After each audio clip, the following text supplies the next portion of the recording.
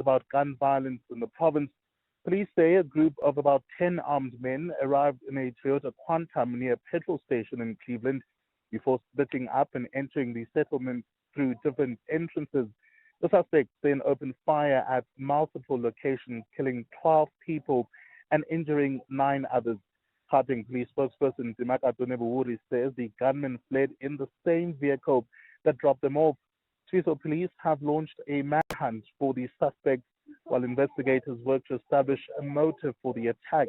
This, as you said, Swiso, is a developing story and will bring you the latest updates as more information becomes available. See Kwana Malingamnisi, Eyewitness News, reporting live in Cleveland. A Hawks Narcotics officer who accused his superiors of improper conduct during a major drug bust in the south of Johannesburg is expected to continue with his testimony at the Madlanga Commission today.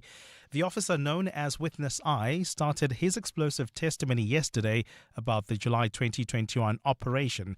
Police seized more than 700 kilograms of cocaine with over 300 million rand from a truck.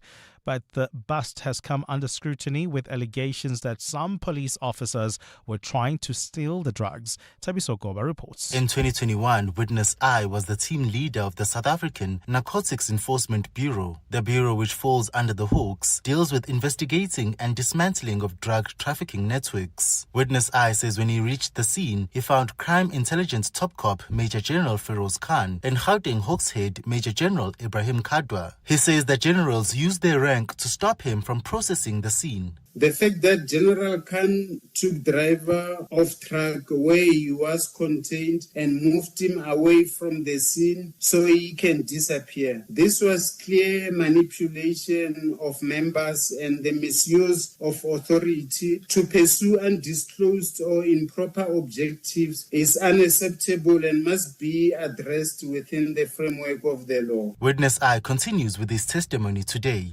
Tabiso Koba, Eyewitness News. In Parliament, the ad hoc committee that's probing allegations of corruption in the criminal justice system has set a July deadline to adopt its final report. But members will first hold a workshop today, which will decide on the principles that it will be applied when MPs consider the report and its final recommendations. The committee met yesterday to discuss its program as it approaches its conclusion. Babalondenze reports. The ad hoc committee made final plans during a meeting last night as it prepares to finalize and submit its report for the National Assembly's consideration and adoption. In its preliminary evidentiary reports, the evidence leaders stated how the evidence shows Minister on Special Leave Senzo Mchunu to have acted unconstitutionally when he disbanded the Political Killings Task Team through a directive. Committee Content Advisor Nicolette Van Zyl explained the proposed timetable as the committee deals with more of the evidence. And then it is anticipated that the committee will adopt the final report on or around the 16th of July.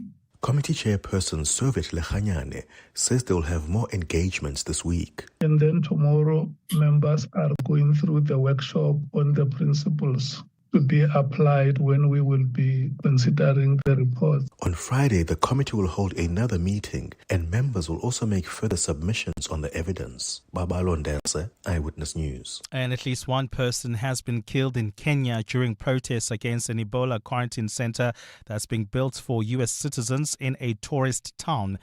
Police fought violent running battles and fired tear gas yesterday at hundreds of protesters. The center at Laikipia is set to quarantine Americans arriving from the Democratic Republic of Congo, which is battling a major Ebola outbreak. Protesters lit fires and threw stones at police who responded with tear gas and water cannons. Director of the NGO Vocal Africa says a man was shot during the unrest. Kenya has never recorded a case of Ebola, and many oppose the idea of bringing potential carriers of the highly contagious disease into the country. So we are rejecting Ebola, and we are saying the Americans going to take their Ebola and go back to their country. How can you bring it here in Nanyuki? And yet our healthcare system is not yet in good condition. The facility is not good for Kenyans because eventually with the crippled health system that we have in the country and in the county as well, that disease is finally going to creep out of the facility. Gold is trading at $4,175.62 an ounce. The rand is at 16.56 to the dollar, 22.15 to the pound, 19.11 to the euro. Brent crude oil is at $92.09 a barrel. And in the traffic, we've got delays on the N1 South in Midrand. This is between New Road and Allendale Road. There's also queuing traffic along the N3 North just as you approach the Baku interchange due to an accident scene. A partly cloudy day in store for Gauteng. The temperatures will peak at highs between 17 and 19 degrees. The developing story in EWN this hour. Gauteng Police Commissioner Tommy Mtombeni is this morning heading to the scene of another deadly mass shooting on the East Rand. EWN, in touch, in tune, and independent. For the latest, visit ewn.co.za or download the EWN app. Visit primemediaplus.com to enter 702 Josie My Josie Walk the Talk. Hosted by the City of Johannesburg. Walk with the people, for the people, for our Josie. For Joburg, by Joburg, in Joburg. Bamise bonke. You're with Clement Manyathela on 702. Let's walk the talk. Streaming on the Prime Media Plus app. DSTV channel 856, 92.7 and 106 FM.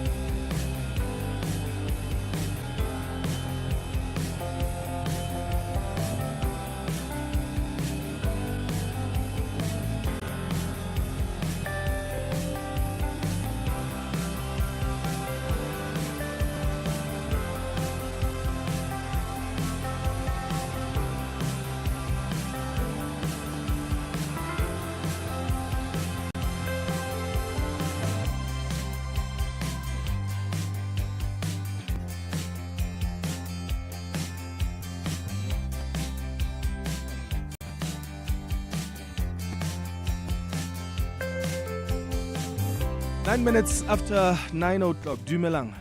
Welcome to the Wednesday edition of the Clement Manyathela Show on this 10th day of June. It's wonderful to have you with us here on 702. I trust you're well this morning. Hello, if you're watching us on YouTube.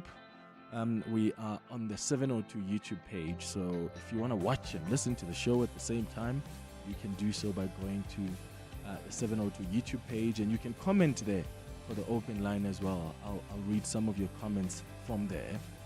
We start with the open line this hour on 011-883-0702. You can send your WhatsApps on 072-702-1702. So there are documents that have been released by the Madlanga Commission of Inquiry, which are quite interesting, and I would like us to talk a bit about them. These documents that have been revealed indicate that the embattled crime intelligence boss, Major General Feroz Khan, allegedly received political protection from the EFF leader Julius Malema. So these court papers and affidavits detail leaked WhatsApp messages that are exchanged between Khan, Malema, and tobacco businessman Mohammed Saeed. And they basically outline a coordinated political intervention and the shielding of Khan from disciplinary scrutiny.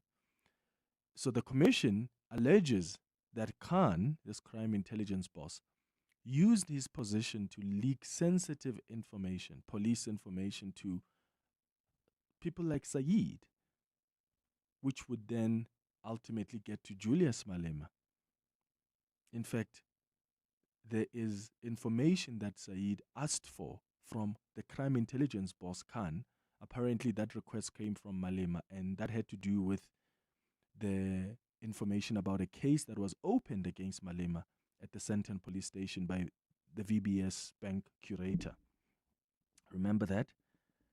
And at the time, Julius Malema seems to have, according to the State Capture Commission and what they've looked at, Julius Malema seemed to have gone to Said to say, yo, there's a case open against me, I need information. And then Said went to Khan. I mean, he's a crime intelligence boss. What does he not know? And then apparently that information was provided. So the allegation here is that Khan used his position to leak sensitive information to associates such as Said and to interfere in investigations. There are also allegations that Khan received kickbacks in a 280 million rand national treasury tender, which is another story. I mean, I don't want to even get there, but this tender that apparently Khan received kickbacks from, this is 280 million rand, and it was a national treasury tender.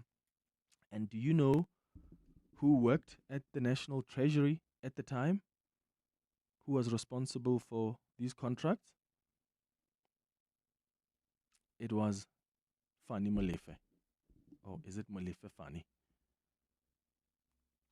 And that's the same person who apparently, well, not even apparently, but that's the same person who has now been, I think, suspended because of the 360 million rand tender that was given to Ket Matlala. So that's just the part about this monies that were allegedly received in kickbacks for this crime intelligence boss, arising from this national treasury tender. But anyway, the papers also show that Julius Malema may have colluded with Khan to remove the Inspector General of Intelligence. Apparently, Khan sent Malema questions through Said, to post to the Inspector General, and apparently the Inspector General was not going to tell the truth, which was going to prompt then for his removal. But it's so interesting because it really explains the kind of links that some of these crime intelligence bosses have with some politicians. I mean, you can see that this relationship was quite solid between Khan and Julius Malema, which, at least according to me, somehow contradicts what Julius Malema told us when he was on the show, because he described Khan as a comrade he knew from the ANC days. I mean, I didn't get an impression that the relationship is close enough for Julius to ask for certain information through Said, certain sensitive police information, or for Khan to also send Julius Malema questions to ask someone in parliament, the Inspector General of Intelligence, because Khan wanted him removed. I didn't get a sense that this is how close the relationship is between Khan and Julius Malema. But here's a reminder of what Julius told us on this show when he came a few months ago. Khan is well known. Khan is a comrade, well known to me. I knew him from the ANC time. In as much as I know so many of all of them, I'm not an arrivalist in the national politics. I know a lot of people. Khan says, no, there is this guy who is asking to see you. And then I said, okay, that's fine. If you are comfortable and you know him, you can come and we meet. He comes with Khan. Vianney Pambu was there. Vianney received them into the meeting. And that's when he gave me a brief about AK's case. You see, that's how he responded to the question about his relationship with Khan. So what I'm interested to know from you is, one, I mean, obviously I don't imagine that this surprises you, but do you care about the associations a politician keeps? Like, does the one's company say something about their character, or are these just simple associations and they have no bearing on the individual political leader? Remember, there was a concern raised about the Deputy President, Paul Mashatile, and his friendship with controversial businessman Edwin Sodi. We spoke about it on the open line at some point, because our Deputy President at some point even used Edwin Sodi's house in Cape Town. And I remember thinking, but that house was actually being attached. Was it by the SIU at the time, or was it the Hawks? But those are one of the properties that were in the process, I think, of being attached. And you've got a deputy president staying at a house of a controversial businessman who's undergoing criminal investigations. It was bizarre, but some people felt, well, look, they're just friends, and that doesn't say anything about the deputy president. So do you care about these associations, or do you think, well, Julius has every right to be friends with and have sources in crime intelligence, as a politician? I would imagine that's what they do. I mean, as journalists, we also have people we speak to in business or in politics, because that's part of our job, for us to get context, for us to be able to understand things better. Sometimes you go to those people to seek that information. So why shouldn't politicians have access to even crime intelligence bosses like that? For me, the problem becomes when tenders are being discussed, or when there's a conspiracy to remove someone without just legitimate reasons to do so. And for me, that's where it becomes a problem.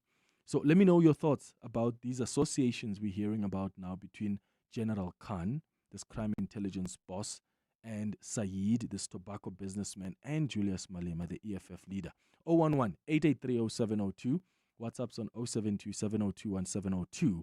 Also, did you see that the leaders of the Democratic Alliance were in KZN this week? In fact, they visited the Zulu King, Mrs. Zulu Kazolitini, yesterday to discuss issues pertaining to their KZN campaign for the upcoming local government elections. And during that visit, the delegation gifted the king a cow and an ox. And apparently, I didn't know this myself, in Zulu culture, gifting someone an ox is said to be a sign of disrespect, because oxes are castrated and are considered to be of no use. So the king, the royal family explained that this is a faux pas. They explained that this can be seen as an insult, but the king forgave the delegation led by the DA leader, Jordan Hill-Lewis, for that faux pas. But for me, this raises the question about how culturally in tune we are. Like, are you culturally in tune? Do you know what certain rules and customs exist in your culture and why? And are you interested in learning? Because that's one of the things I'm concerned about today is, God forbid, if one of my parents passes, I'm the firstborn at home. The direction somehow needs to come from me, and I'm not sure I know what to do in as far as customs and traditions are concerned. At home, normally, I've noticed during funerals, like, the food they cook is very bland. It's not too overly spiced. If they're making chicken, it's just going to be chicken, some onion, and kisopo. No minestrone or anything else. And there's a reason for that. I believe there's a cultural reason why we have to eat food like that during that time. And I don't know if we still have that knowledge. I certainly don't have that knowledge. I'm likely to rely on my aunts and my uncles, but they are on their way out. There's going to come a time as our generation is going to be the one that we're going to be that uncle and that aunt that must be consulted about traditions and customs.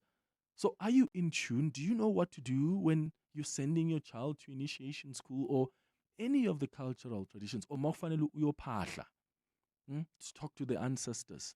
Do you know what to do, what the protocol is? Are you interested in learning, or you've developed your own? 011-883-0702. At 10 o'clock, we're going to do our monthly feature, The Healing Hour. And today, we are healing from the loss of identity and purpose. Have you lost yourself? Are you struggling to find your way back? Maybe you've realized that you poured all your energy into maybe a relationship or a family, work, and you lost yourself somewhere along the way. Or maybe it was after a divorce, a shattering loss, or any prolonged period of hardship, and you lost the things that once brought you joy.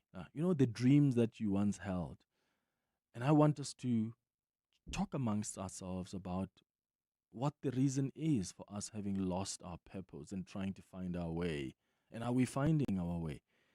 You're welcome to send your story via email, because some of you just want to draft your stories instead of giving us a call. So send me an email on cm@702.co.za and tell me about your own story. And I'll read those emails together with the calls at 10. At 11 o'clock, we're going to do our Listener's Choice feature. And today we're discussing franchising on our Listener's Choice. And then we wrap up the show at 11:30 with the sharing space. That's the show coming up over the next 3 hours. Clement Manyathela, streaming on the Prime Media Plus app. DSTV channel 856, 92.7 and 106 FM. Team. You know, for me, the whole situation was Khan. I mean, with Julius Malema, those who know during the Deborah Petter days, they know how Julius moves. Like, that's why SARS also took his house at some point. Like, that's not surprising. But for me, it's when you were looking at the conversation that was happening on X, like all the like Snawa Tambo and Naledi Chirwa from the EFF, all of them, they were like, the way they were like making us to be like, we must question ourselves. Next thing, then someone is a whistleblower. And then I'm thinking, how is Khan a whistleblower? How is Sane all of these business people whistleblowers? Like, that's an insult to proper whistleblowers who face consequences afterwards. That was my only issue with the whole conversation.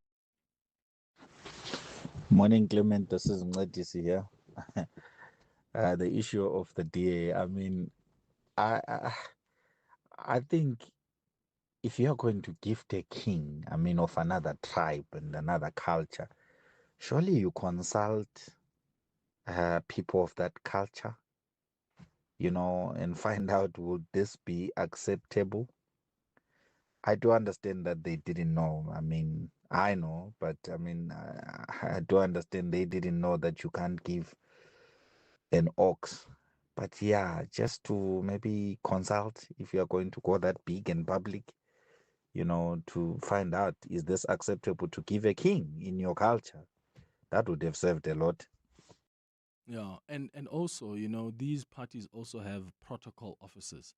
And I think even Solim Simanga, one of the leaders of the DA, did apologize to the king and the royal family. And they said, look, we should have been told by the protocol office, but we'll correct it. And they're now making arrangements for this gift to be changed.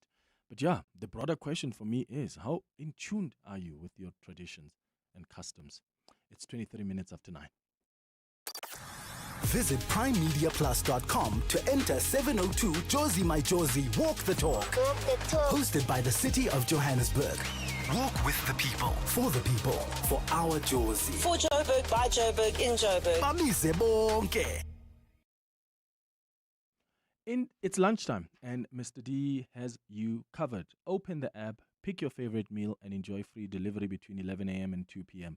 No restrictions, no hassle. Skip the line, stay at your desk, and let us bring lunch to you. Plus, every food order on the Mr. D app gives you a chance to win exciting prizes.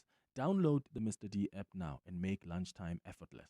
From the people who know Fika best, Encino KYC invites you to the 2026 Fighting Financial Crime Conference. Join top prosecutors, investigators, and compliance leaders for a day of real-world case studies, practical strategies, and powerful networking. 24th of June in Johannesburg, and tickets are on sale now. Simply Google Encino Fighting Financial Crime. That's NCINO. Proudly brought to you by Encino KYC. Fighting financial crime isn't just talk, it's what we do every day. You are not dreaming. You are repeating. Insurance, pineapple. Insurance, pineapple. Insurance, pineapple. Insurance, pineapple. Pineapple FSP 48650 is underwritten by Omart Insure Limited, a licensed non-life insurer and authorized FSP. I'm Samela Kelpoy, an actress and a mum. Do you know what's in your cupboard? I've been trying to be intentional about the food I buy and keep in my cupboard. Unhealthy packaged foods can lead to hypertension, heart disease, and diabetes. Support front-of-package warning labels on unhealthy packaged foods, high in saturated fat, sugar, and salt. Join me. Sign the petition on healer.org. That's HEALA.org. What if the problem you faced became the business that changed everything? That's what Nedbank Business Ignite on 702 is all about, with this year's theme, My Pain, My Purpose, My Solution. We're calling on small businesses that turned real challenges into powerful ideas. You could win 200,000 Rand in cash, plus mentorship, business support, and tools to help you grow sustainably. Enter the Nedbank Business Ignite on 702 now at primemediaplus.com or igniteyourbusiness.co.za. See money differently. Nedbank, an authorized FSP and registered credit provider. T's and C's apply. Your voice, Your station. your open line Walk the talk with Clement Manyathela. on 702. 26 after 9 o'clock. I'm going to come back to your calls and WhatsApps in a moment. I want to bring in Karen Mon now quickly, who is a journalist with Media 24, joining us on the line, because I just want you to understand in detail this relationship that's now been revealed between Julius Malema, this tobacco businessman Saeed, and the crime intelligence boss, Major General Khan. Karen, thank you so much for making time for us. Good morning. Good morning, Clement. Thanks for having me. So how devastating is this for Julius Malema? What do we understand about this links between him and the crime intelligence boss? Is it just they're just associated, or there are issues here that could be a problem for him politically? Well, I think particularly these latest revelations about Khan arranging for Viandra Pretorius, who of course was one of the pivotal players in the alleged torture murder of Emmanuel, in Ekurhuleni, which was the subject of the Julius Mkhwanazi leg of the Madlanga Commission. The fact that he was part of the ad hoc committee that was investigating that, and there's now this link between him and pivotal players in it, is going to raise questions about the wisdom of his involvement in that portfolio committee. And certainly there are big questions about why he seemingly, according to what the Commission has been able to unearth on a prima facie level, and they've stressed that, I mean, everyone involved has to give their side of the story, that he essentially tried to orchestrate the exit of the then Inspector General of Intelligence, Yes. of course, Dr. Dintwe, a pivotal player in overseeing crime intelligence, a person who had an oversight role in a manner that the Commission has questioned, because, this idea that, for instance, Malema was simply trying to raise issues about an alleged relationship with a drug dealer as a kind of whistleblower. The Commission says, well, if Feroz Khan had legitimate questions about that, why didn't he go through the correct channels and raise them instead of using his relationship with an alleged tobacco smuggler, which of course is Mohammed Sayed, who vociferously denies any allegations of wrongdoing against him. But why did he do that instead of going through the correct channels in matters which he had a direct interest in, and which the question revealed, especially in relation to Becky Cele, he was the only person who could have given that information to Malema and the EFF when they asked those questions. And of course, Feroz Khan providing Sayed with details of the address and the name of the VBS curator who had laid charges against Malema over the VBS scandal. His address. I mean, Clement, I'm sorry, but that for me draws a very firm line. Khan will have to answer, but why did Malema require that information if indeed Sayed was procuring it for him? And we must also remember, and people forget this is a big subject in Jacques Poe's book, which of course the EFF came down on a ton of bricks. Mohammed Sayed and Adriano Mazzotti and their relationship with Malema was a big feature of that. In fact, Powell claimed to have, and put forward this information from a certain housekeeper who said, she witnessed Mazzotti and Sayed having bags of cash, and which they appeared to allocate to someone called Jew, J-J-U. So, I mean, this hasn't been something that we didn't know about. We knew, for instance, that Malema was a strong source of support to Sayed when his son was tragically killed in that accident, after that operation, and was in court every day when the doctors were put on trial. One of those doctors, of course, gunned down in a very mysterious alleged hit, which has never been resolved. So that relationship between Malema and Sayed is established. The Feroz Khan thing, it appears, as was the culture of the pathology of a lot of the communication that we've seen in the Commission, that essentially Sayed was seeming to be a go-between. And in certain instances, he took screen grabs of Malema's messages to him and then sent them to Khan as a sort of show that we are communicating specifically in relation to the Dintwe questions as what's going on. So in August 2021, in exchanges that potentially implicated Malema in tender rigging, we're now seeing Sayed forwarding to Khan the details of a company Yes. which had bid for the police fleet management tender. And we know what that company has been involved in the past in the city of Tshwane, and the allegations about, that fuel tender and bribes being paid to the EFF. I mean, that's also something that was a bit jaw-dropping for me. And, it comes on top of that previous evidence that the Madlanga Commission heard, which, in relation to Tshwane, that there was this interaction between managers there, city officials about wanting to check with Juju, or Juju CIC, I think was the term that they used, that a certain company that, certain individuals that were claiming security companies, had the support of the EFF, or they wanted certain people to get these tenders, that this was in fact the case. And that was, of course, there's been explanations for that, et cetera, et cetera. But this doesn't come out of the blue, that allegation. So, I think it's becoming more and more apparent that in relation to this, there is going to need to be some kind of substantive legal response from Julius Malema. And the difficulty also comes in relation to, the whole Kenny Kunene, his defamation action against Kenny Kunene over those allegations of him paying these midnight visits to the alleged, Big Five leader, Jotham, Mswazi Msibi. And, we know that matter was struck off the roll. But, Kunene then presents these affidavits, which, of course, Malema has disputed and says, they don't carry any legal weight. But one of those or two of those individuals are willing to testify, according to what Kunene has said.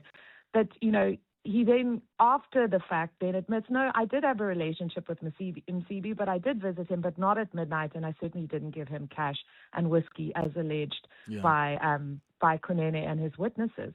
But I mean, all of this is painting a very, very, very problematic picture, and again, in the context of an individual who was sitting on that portfolio committee.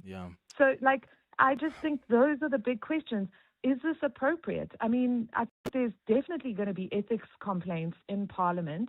And given Julius Malema's conviction, which we know he's challenging, but also given his pivotal role, for instance, on the JSC, which picks judges in this context of these very, fraught relationships with people who are now implicated in serious wrongdoing, there are going to have to be some serious questions about those roles. Yeah, Karen Mon. I'm out of time. Thank you so much for that context. I really appreciate it. It's 9:33. Fiso, good morning. Thanks, Clement. Good morning. Gauteng Police Commissioner Tommy Mtombeni is heading to the scene of a mass shooting in Cleveland on the East Rand. 12 people were killed and 9 others wounded and taken to hospital at the Jumpers Informal Settlement. Unknown gunmen stormed the area last night and opened fire. A Hawks narcotics officer who accused his superior of improper conduct during a major drug bust in the south of Johannesburg is expected to continue with his testimony at the Madlanga Commission today. The officer, known as Witness I, started his explosive testimony yesterday about the July 2021 operation. Police seized more than 700 kilograms of cocaine worth over 300 million rand from a truck. And police in Northern Ireland have maintained a presence in Belfast hours after violent anti-immigration protests. Buildings and cars have been torched. Roads have been blocked a day after a stabbing allegedly by a refugee captured. A graphic video shocked the world. The suspect in the knife attack, whose name has not been released, was charged yesterday with attempted murder, possession of a bladed weapon in a public place, and making threats to kill. Those are the headlines. This EWN and more at 10 or as it happens. EWN Traffic. Well, traveling in the city of Tshwane, we've got a major accident seen along the N1 North. It happened right after Rajal Avenue. It's causing heavy delays from the Flying Saucer interchange. Do expect about a 20-minute hold-up there while traveling on the N14 North. Some delays just as you approach Julius Road, but I think this is the best route to use towards the Pretoria CBD if you want to avoid that backlog along the N1 North. And then traveling on the N1 South in Midrand, an accident seen right near New Road. It is slowing down traffic especially coming out of Olifantsfontein Road. Please try to avoid that scene. There's also queuing traffic along the M1 South approaching Harton Drive due to roadworks, while on the N12 and the R24 West, more roadworks are causing delays. This is between Edenville Road and the Giluli's interchange. If you're heading towards areas like Marshalltown, there's been an accident along the M2 West. This one happened near Wemmerpan Road. It is causing heavy delays coming out of the Crown interchange. Please be on the lookout there. More updates coming up at the top of the hour. There's more EWN on air, online, and on the EWN app. Across Africa, businesses are embracing the power of cloud solutions, and DigiCloud Africa is leading the way. As Google's chosen reseller enablement partner for Africa, we are committed to growing the Google Cloud Partner Network across the continent. We lead with our partners, actively empowering them through continuous enablement and training to deliver transformative Google Cloud solutions. Organizations looking to partner with Google Cloud experts or resellers wanting to partner with DigiCloud Africa can contact info@digicloud.africa. If you're thinking Google Cloud, think DigiCloud Africa. If you think you cannot afford a lawyer, think again. Clientele Legal has made professional legal services affordable. You receive up to 745,000 Rand worth of legal services per year. Our range of plans include cover for you, your spouse, children, and extended family. Plans include cover for civil, criminal, and labor-related matters. Whether it's protection orders, gender-based violence, uncontested divorce, or poor service, your Clientele Legal lawyer will be there to assist you. Our services are convenient. Simply pick up the phone and call your lawyer or send us an email and we'll get back to you. All plans include a bail benefit of up to 5,000 Rand and we'll go to the police station and pay it for you. Plus, Clientele Legal offers you 24-hour telephonic legal advice. SMS Legal to 48721. That's legal to 48721. Clientele General is an authorized FSP and licensed non-life insurer. T's and C's online. Standard rates apply. When it comes to protecting your workforce, trust the workwear brand that has been protecting workers for over 150 years, Sweetall. Sweetall has overalls and uniform solutions for every industry, so your team is safe, comfortable, and ready to tackle any challenge. Visit our Boksburg showroom, shop A1 Atlas Road, Westwood, Boksburg, or go to sweetall.com today. Sweetall, we never let you down. Superior protective workwear since 1871. The future of business isn't just about making more. It's about wasting less, using resources smarter, and finding value where others see waste. This Thursday, catch the Clement Manyathela Show live from the Gauteng Industrial Symbiosis Program Business Opportunity Workshop, hosted by the National Cleaner Production Center. Discover how businesses are turning waste into wealth, unlocking new partnerships, and driving green growth across Gauteng. Be part of the conversations driving change.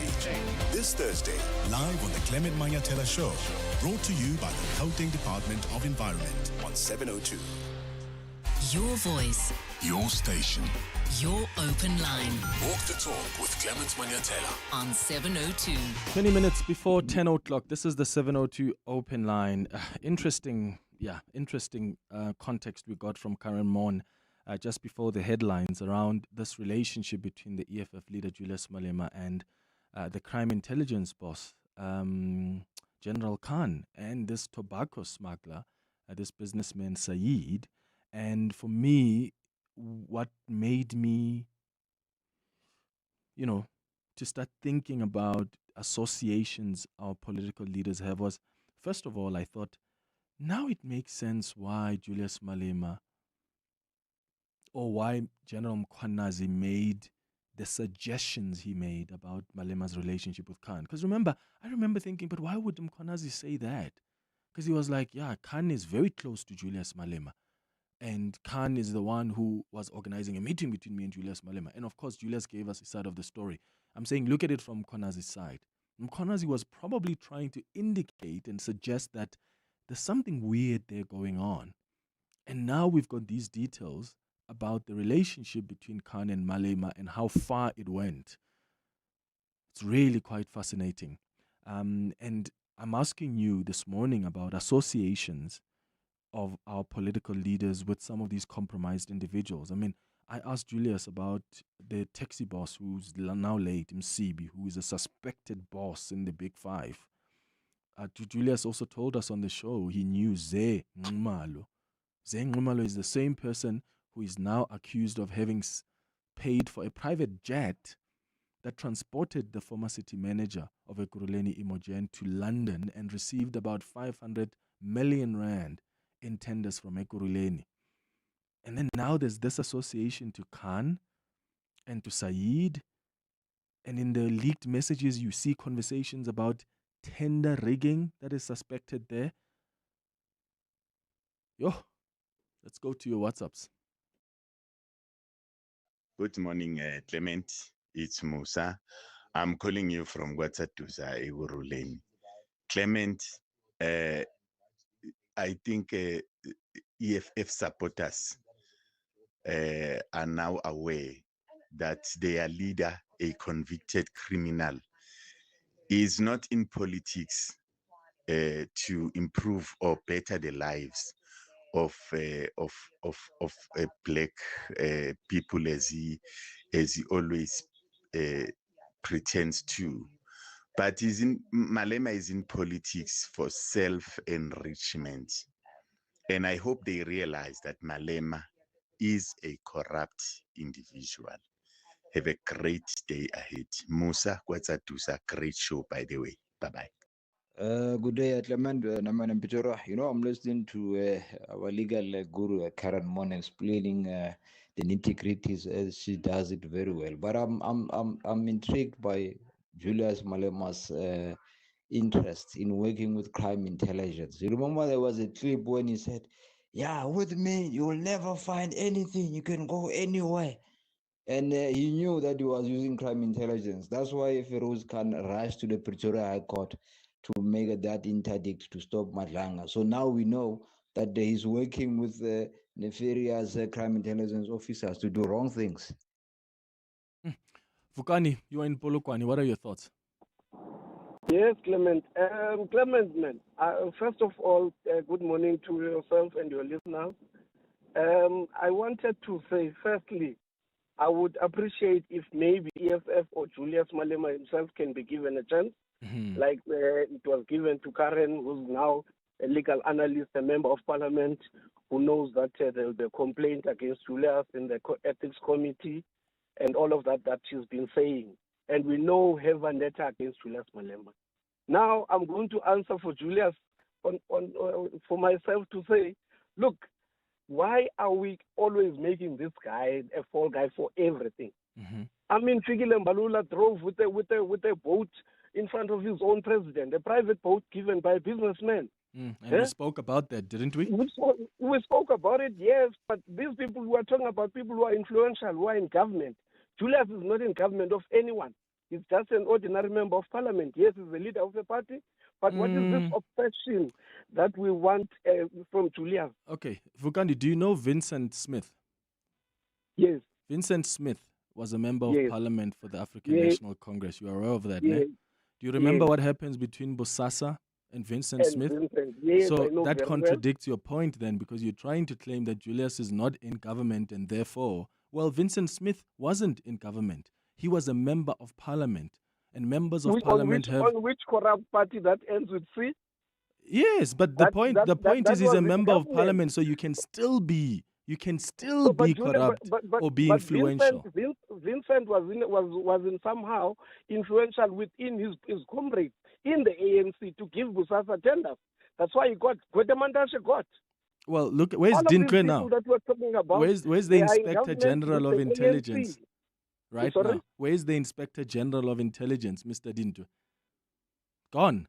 And now you see WhatsApp messages But where then- Julius Malema is getting Clement, questions but from Clement, General Can Khan we give to ask give Dinto. also the same platform to the EFF to respond Yes, to these absolutely. allegations? Yes, absolutely. Please No, do give him. I will. Give them. Please I will, do. Thank you. Vukani. I think that will be important to also hear from them. In fact, I do think that Julius Malema needs to maybe be called to the commission as well to explain this relationship because, I mean, there are WhatsApp messages that are suspecting tender rigging. I think Yes, that's a which is concern. fair. He must be given But a chance to I'm explain saying himself. for you now at your show, because now there is a decampaigning now of the EFF. Call them now to come and respond on this one now. Like the way you called Morgan. Karen, what's her lady? The alleged... Karen Mon, yeah. Yes, I have no problem with the EFF. In fact, I'll tell the producers to put them up. But the point is here, the EFF doesn't speak for Julius Malema in his personal life. That's where it becomes tricky. And, you know, Julius Malema is not just going to come on the show now. But the EFF speaks to the party. And whether they defend their leader on YouTube, they still don't know the extent of his own personal relationships. This is not EFF relationship with Khan. This is Julius Malema's relationship with Khan. And to be fair also on Julius, I mean, he's not been found guilty of anything. These are just questions that are being asked about his associations with these characters. I mean, Zeng Umalo, guys, paid for a jet that took the city manager to London. He is admitted to knowing him, and knowing someone doesn't necessarily mean that you are corrupt. But I do think we need to ask ourselves questions like, what do they think? Like, I wonder if what Julius thinks now of Zeh or of Msibi, knowing what he now knows, or what does he think of Khan, knowing what he now knows about General Khan through these WhatsApp messages? I think those questions are still important. And when those questions are being asked, nobody says Julius is guilty. But please, we can't want to block that debate just because it's Julius Malema. Now you're seen as you're decampaigning the EFF. But when it's the ANC, we talk about it, you're okay with it. No. These are questions we must talk about, as uncomfortable as they may be for you as a supporter of the EFF.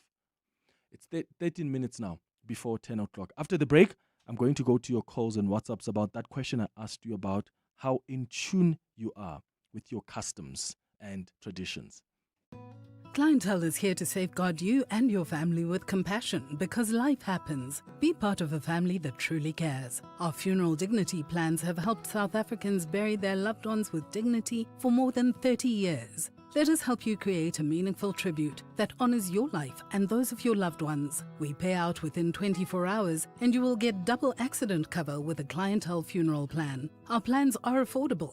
Pick the option that suits your needs. It's easy to apply. No medical examinations and no paperwork. SMS funeral to 31586. That's 31586.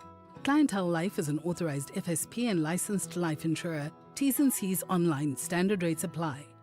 The groundbreaking musical Nkoli, A Fierce and Fabulous Life returns to the UJ Theatre on the Kingsway campus in Auckland Park this weekend. Nkoli celebrates the life of Simon Nkoli, who was an anti-apartheid activist, LGBTQI+ pioneer, AIDS activist, and organizer of Johannesburg's first Pride March.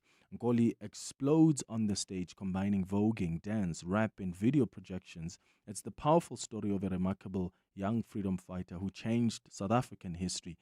There are 3 performances this weekend only of Nkoli at UJ's theatre before it heads to Germany for its European premiere. Nkoli tickets are available now on Quicket. John, have you seen? Filing season dates have been announced. I did, and I can't wait to be done. Well, for now, all you need to do is log on to e-filing or the SARS Mobi app. Update your personal and banking details, then check and note your filing dates. That's it. Make tax matters your priority number 1. Unlock the power of done. Go to sars.gov.za. SARS, at your service. You've taken your small business far. Nedbank and 702 can help you take it even further. How important is it that a campaign like Nedbank Business Ignite recognizes not only entrepreneurs, but people who solve problems? It is important because being an entrepreneur can be a lonely journey. You go through a lot of challenges, and when you do have those victories, there's no one to recognize you. This competition definitely does that. And what we're doing differently this year, we actually decided to touch base with our past winners to find out what they've done since winning the competition. I mean, my mind was blown in terms of what these guys have achieved. Nedbank Business Ignite with 702. Enter now on primemediaplus.com or igniteyourbusiness.co.za and you could win 200,000 Rand. T's and C's apply. See money differently. Nedbank, an authorized FSP and registered credit provider. Your voice. Your station. Your open line. Walk the talk with Clement Manyathela on 702. So, leaders of the Democratic Alliance visited the Zulu King, Mrs. Zulu Kazolithini, and they gifted him a cow and an ox. And in Zulu culture, gifting someone an ox is said to be a sign of disrespect because oxes are castrated and are considered to be of no use. So the DA leadership, the delegation has apologized. They've said, look, our protocol office should have advised us on this, but we'll do better. And I've been asking you about culture and customs. How culturally in tune are you? Because I'm struggling. And I wonder if, especially some of us who are firstborns, when something happens at home, what do you do? Like, do you even know the stuff that you must do, how to consult, what foods need to be cooked, etc., etc.? I'd like to hear your thoughts on 072 702 1702. Morning, Clem. Tato here. The other day, Tebe, the Kwaito artist, posted, never in the history of Bomalume has there been such a cohort of Bomalume who are as childish as we are. And the long and the short is that because generally in the hierarchy of Bomalume, a lot of us in our 40s and 50s are still waiting for our turn to be Bomalume. And in the interim, I don't know that any knowledge is being passed down to us. And I think we're a cohort of Bomalume who are more in touch with our youth than with our Malumeness. I don't know if that's a problem, if it's a blessing or a curse. And then, hold up. So is this the DA confirming what Yeah, but guys, come on. I would have made the same mistake. I mean, normally when you see chiefs, kings being gifted, it's normally cattle, and an ox could very much be part of, unless you really understand Zulu culture that deeply. I think anybody would have made the mistake. But there was one Zulu person in the delegation, but for me, you can still be Zulu and still not understand certain, customs and traditions and what's expected when you have to meet and gift the king. So I think shame, could forgive them for it, and the king has forgiven them for it. But I think this raises a much bigger question. Because as I said, I'm the firstborn at home. If something happens to one of my parents, like the direction comes from me, and I'm not sure I know where to even begin. I'm likely to call uncles and aunts. But we are going to be those uncles and aunts. We are probably those uncles and aunts already for some of you. Do you even know how to advise? One of the things I wanted to do, I actually suggested this to a cousin of mine. I was like, I need to start bringing like a camera to our event so that when we're sitting with these older uncles and older aunts, we can ask them questions. Like, I think we need to preserve that knowledge because it's really, really moving far and far away from us. Or we are moving far and far away from that kind of knowledge. So how do we preserve it? Clement, I hope you're well, man. You know how black families are with caging information. Like, they just don't want to pass any information, even if like it's a critical information that will affect the next generations, like negatively. They'd rather die with things from in their chest, you see. Because I'm 34. I have cousins who are in their 30s and 20s, like we're old enough to be knowing such things. Like, we don't even know how to arrange a funeral. A simple thing such as arranging funeral. And with Xhosa culture, there are so many masikos, and we don't even know how they are done. These people don't want to tell us because they are still alive, and they can do most of the things themselves. So yeah. Hi, morning, Clement. I think number one for me, so I think it's very disappointing what the DA did. I also didn't know, but I guess I will have did some research to find out. That's the first thing. I mean, why wouldn't they do their research? You can just go and visit a king like that. Anyway, so disappointing with the DA. The second thing, Clement, so how they cook the food, the way you're describing them, is just so that Hadibe was the intention generally to make sure that you don't enjoy the food. That's how they cook them in such a way that You don't have to enjoy them.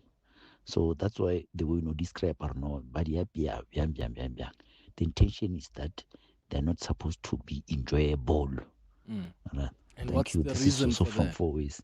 Why should they not be enjoyable? Is it because we're all mourning and everything has to be said?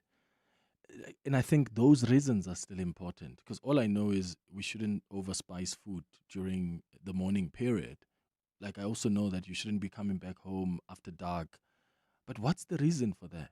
Because I'm a kind of person whom, if I follow a custom, a tradition, I want to understand the reason, and I'm not following it because everybody else is. And I guess I'm asking, do you know the reason? Like you are the uncle today, you are the aunt today or tomorrow. Will you know how to guide the generation after us?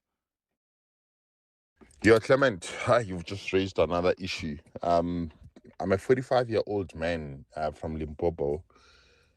And yeah, what you've just raised now about burying parents, it's something else, eh? I'm just not looking forward to being that guy who overlooks the coffin overnight, or that guy who goes and watches the cop the day before leaving the mortuary. Yeah.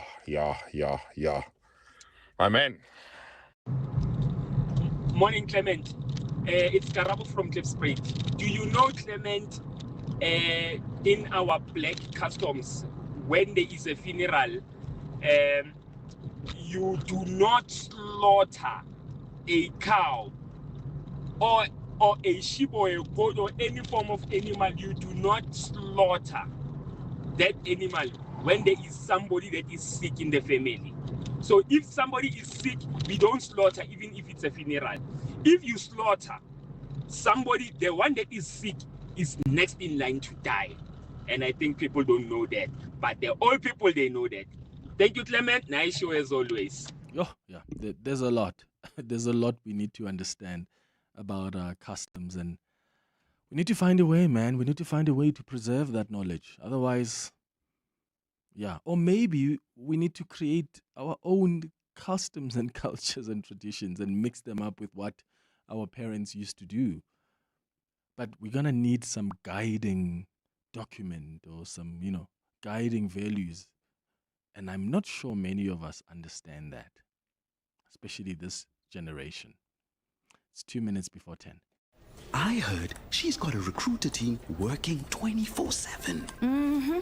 That one, she has a secret supply of talent. I knew it. She's definitely keeping a secret from us. Nothing mysterious, guys. It's SA Youth, South Africa's largest youth online recruitment platform. Fast to post, effortless to use, and effective every time. Recruit on the portal to potential. sayouth.co.za. Powering South Africa's youth workforce. Johannesburg Water has completed the new Brixton Reservoir, water tower and pump station, strengthening water supply across the city. The upgrade improves storage capacity, system stability and distribution reliability. Areas benefiting include Brixton, Crosby, Hurst Hill, Sophiatown, Coronationville, Westbury, Auckland Park and Mayfair, along with major institutions like Rahima Musa Hospital, Helen Joseph Hospital, and the University of Johannesburg. This forms part of Johannesburg Water's ongoing investment in resilient infrastructure. Brought to you by Johannesburg Water. You know when your people are giving their best, not because they're pushed or pressured, but because they feel supported. And support is making sure they're covered. So if something happens, they can get the care they need. FlexiCare Health Insurance makes it simple for every business to protect their people with affordable health cover. You care, we cover. For a tailored FlexiCare quote, speak to your financial advisor today. FlexiCare is underwritten by ANG, a licensed non-life insurer and FSP, and administered by Discovery Health, a licensed FSP.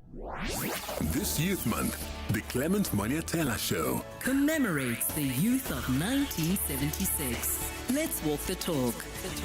on 702. It's 10 o'clock. This is EWN. Good morning, I'm Sfiso Zulu. We begin on the East Rand, where police are combing through the scene of a deadly mass shooting in Cleveland. 12 people were killed and 9 others injured last night when gunmen opened fire at the Jumper informal settlement. Gauteng Police Commissioner Tommy Mtombeni has arrived at the scene. Nkosikhona Malingamnisi is there and joins us now live.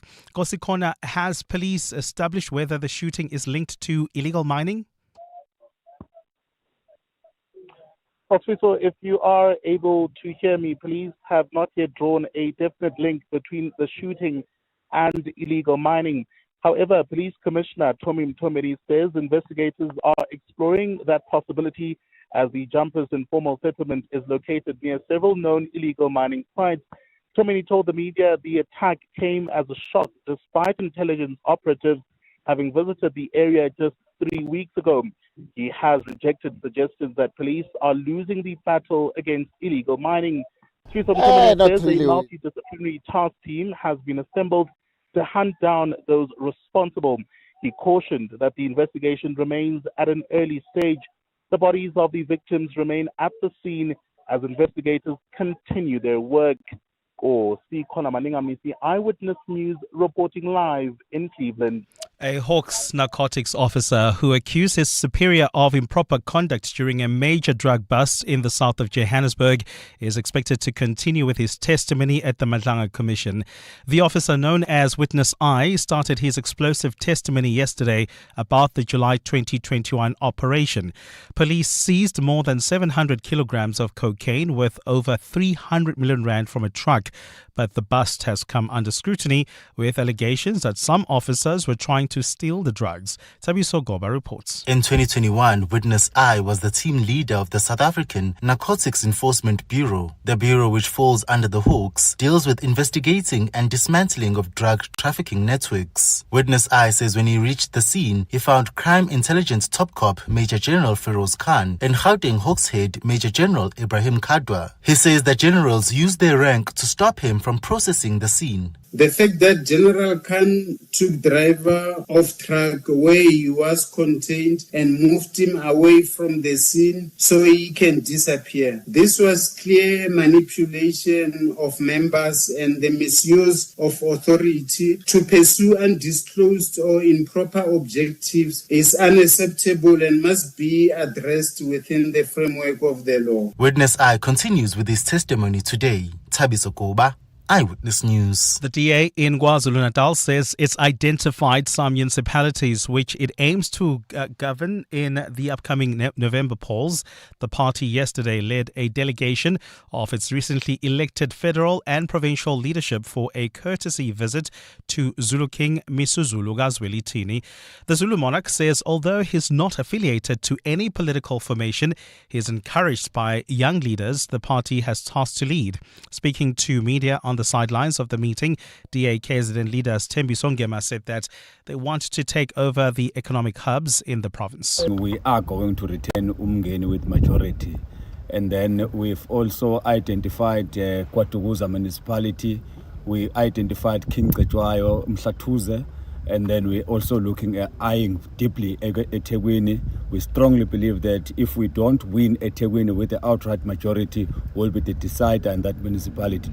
And police in Northern Ireland have maintained a presence in Belfast hours after violent anti-immigration protests. Buildings and cars have been torched, roads have been blocked a day after a stabbing allegedly by a refugee was widely shared on video and shocked the world. The suspect in the knife attack, whose name has not been released, was charged yesterday with attempted murder, possession of a bladed weapon in a public place, and making threats to kill. The 30-year-old man is due to appear in court today. The interministry has confirmed that the attacker was a Sudanese refugee with a residence permit valid until 2028.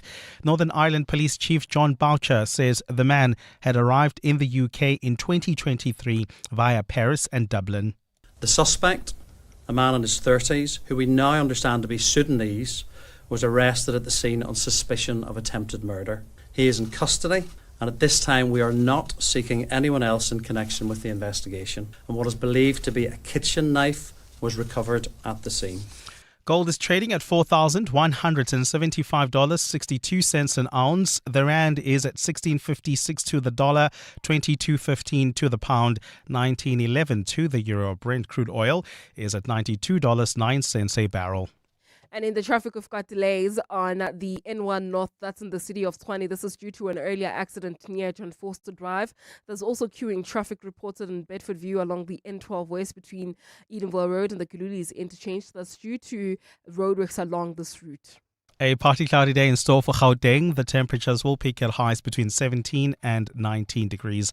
The developing story in EWN this hour on the East Rand. Police are combing through the scene of a deadly mass shooting in Cleveland. EWN, in touch, in tune, and independent. For the latest, visit ewn.co.za or download the EWN app. We're calling on Joburg to walk the inner city with us. In 702 Josie My Josie Walk the Talk.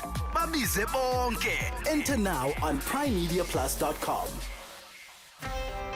You're with Clement Manyathela on 702. Let's walk the talk. Streaming on the Prime Media Plus app. DSTV channel 856. 92.7 and 106 FM.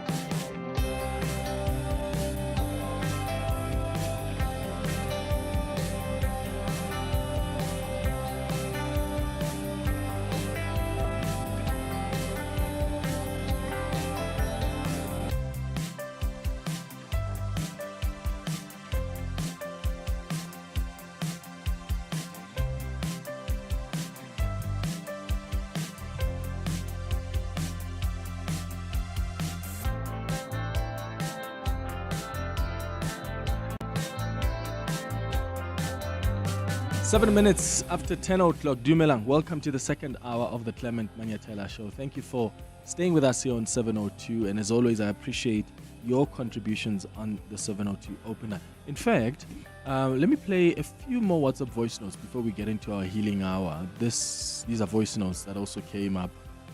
And we'll play the ones that were responding to that chat we were having about Julius Malema. Good morning, Clement. Regarding this issue, Julius Malema, you know what? It's fine. If he's corrupt, he's corrupt. But I like that he formed the EFF. Even if he goes, then we're going to elect a new leader who's going to take EFF further. If he's found wanting, then it's not like he is the EFF. No. We joined the EFF because of what it stands. We didn't join the individual. No, we love him as a leader. But if a leader is found wanting, then we elect a new leader or we put the deputy president, then we move. It's simple as that. Those who say Malema this and that, and when he's caught doing illegal stuff and live with him, which means they were not with the EFF, they were with him. So they must go with him. But the EFF will remain. Thank you. Clement, good morning and everyone. I think you're wasting time on that guy. EFF supporters will always defend Malema, even if you can say Julius Malema is from Limpopo. They'll say, yeah. So you're wasting time with the defenders of Malema. They are blind. Good morning, Clement. It's Alfred Sebola here from Alberton. My man, I'm not surprised by what is being revealed by Malema. I've been telling the people about Malema long time. I said to them, you know what? One day you will be surprised by what is doing by this guy. Because this guy is fighting each and every leader of the ANC. I said, for what? Because this guy is coming from ANC. So maybe he was fighting, like now he's fighting President left and right. He just wants to see President Ramaphosa out of the office because he put Madlanga, and he saw Madlanga is coming up with such an important important revelation. Watch the space. This guy is going to jail. Watch the space. Alfred will be from Alberta. Bye. Good morning, Clement. So this Malema issue in Khan, I remember this day where they were busy sifting through the names at the ad hoc committee, where Khan's name was mentioned for people that need to be called. And Malema was the first person to say, no, it will not be fruitful to call Khan because no information will be gathered from him. Kwanazi has no evidence. That was a red flag on its own. But now we can see why not. Yeah, it's going to be interesting. Let's hope that they're going to come and give their side of the story at the Madlanga Commission, because it's the Madlanga Commission that has revealed through its affidavit this new information about the relationship between that tobacco businessman, General Khan, and Julius Malema. It's 11 minutes now after 10 o'clock. 702 Healing Hour. So we start with our monthly feature, the Healing Hour. This is what we do once every month, and we take some time to talk amongst ourselves, to talk about issues that sometimes, yes, are difficult to chat about, sometimes uncomfortable, but I think they're important conversations if we're serious about getting better and healing from things that have pained us. And what I want us to do today is heal from the loss of identity and purpose. Like, have you lost yourself? Is that how you feel? Are you struggling to find your way back? And maybe you've realized that you poured all your energy into a relationship, into your family or work, and you lost yourself somewhere along the way. Or maybe it was after a divorce or a shattering loss or some prolonged period of hardship. You lost the things that once brought you joy, the things that made you dream, or even the dreams that you held. There are moments in life when we look in the mirror and realize we no longer recognize ourselves. And sometimes it happens after years of pouring ourselves into relationships, or maybe a marriage, or after becoming a parent. And it can also be a devastating loss, or a divorce, or a heartbreak, also an illness. After showing up for everyone and everything else, you realize that you've lost touch with yourself, and you forgot the things that once made you feel alive, the passion that you had, the dreams that you carried, the person you inspired to be, you were inspired to be, and even your sense of identity. And this is not something that happens overnight, right? It's a gradual loss of self. We don't wake up one morning and decide to abandon ourselves. It happens in small compromises, those small sacrifices. Then you're gradually drifting away from who you are until one day you find yourself asking, who am I? But I guess the good news is that this doesn't mean losing yourself forever. So I would like to know if that's how you feel, or maybe it's how you felt at some point of your life.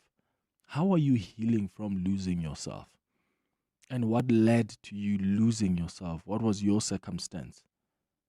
Have you begun the journey back to yourself, whether you've lost yourself in love, in grief, in work, in motherhood, in caregiving, or just in survival mode? How are you reclaiming your voice, your joy, your dreams, and your sense of self? Give me a call on 011-883-0702 to share your experiences with us. You can send your WhatsApps on 072-702-1702. And I'd like to hear from those as well who are on the other side. Maybe you went through that period of longing and you lost yourself, and now you have found yourself and you feel alive again. What happened? Share that with us. You can send your WhatsApps as well on 072-702-1702. If you prefer to send an email, our email address is cm@702.co.za. Let's talk.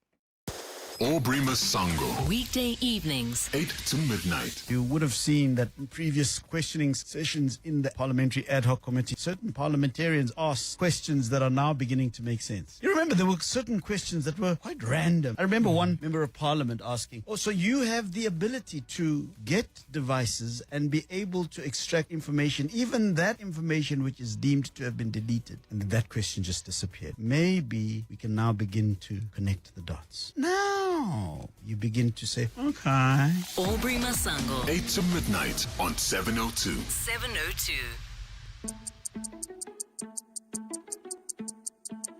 If you're CEO or CFO looking to grow across Africa, then the next 60 seconds are for you.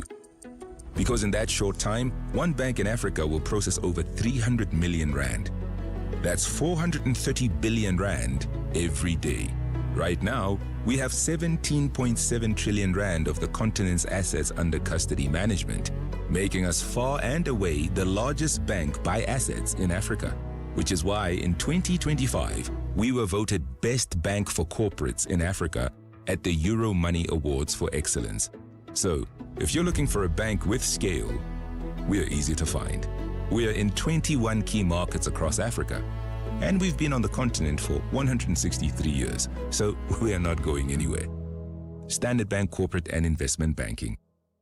Standard Bank is an authorized FSP and registered credit provider. T's and C's apply. You hear that? That's the sound of business execution finally visible. No more chasing people and reports, no more disconnected systems, no more guessing if our business is performing or not. iStratGo connects strategy, people, performance, and day-to-day work into one clear software platform, so leaders can see what's working, what's not, and where to focus. Because when execution is visible, everything runs better. Book a demo on istratgo.com. istratgo.com. Your boss noticed. Your ex noticed. The neighbors definitely noticed. Because some cars say, I rented a car. And some cars say, I rented the car.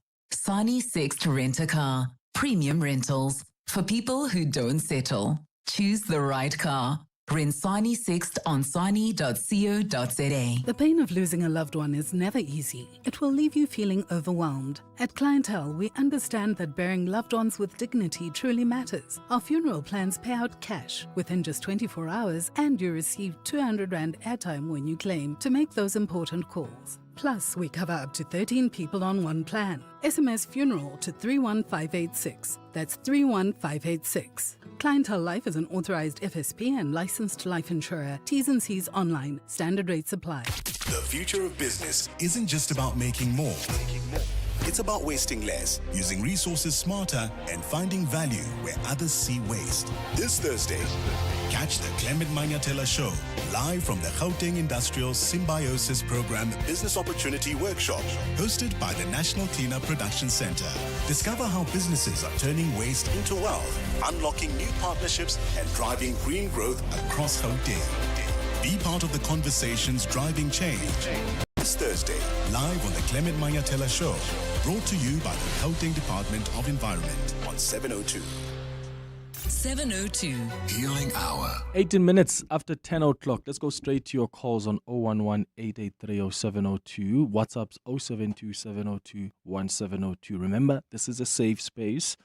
We are chatting amongst each other as a community, as the members of the CM Show family. And I think it's important. I mean, since we started doing the Healing Hour, we've received such great feedback over the years from people who have started their own journey of healing. And I think even when you call in and you raise your issues, you share your experience, sometimes that encourages someone else to know that they're not the only ones going through that situation.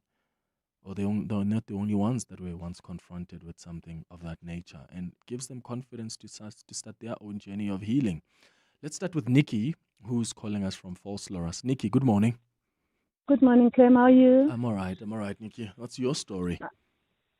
Clem and mine, I am so frustrated. I don't even know, should I say frustrated, but all I can say, I'm dead.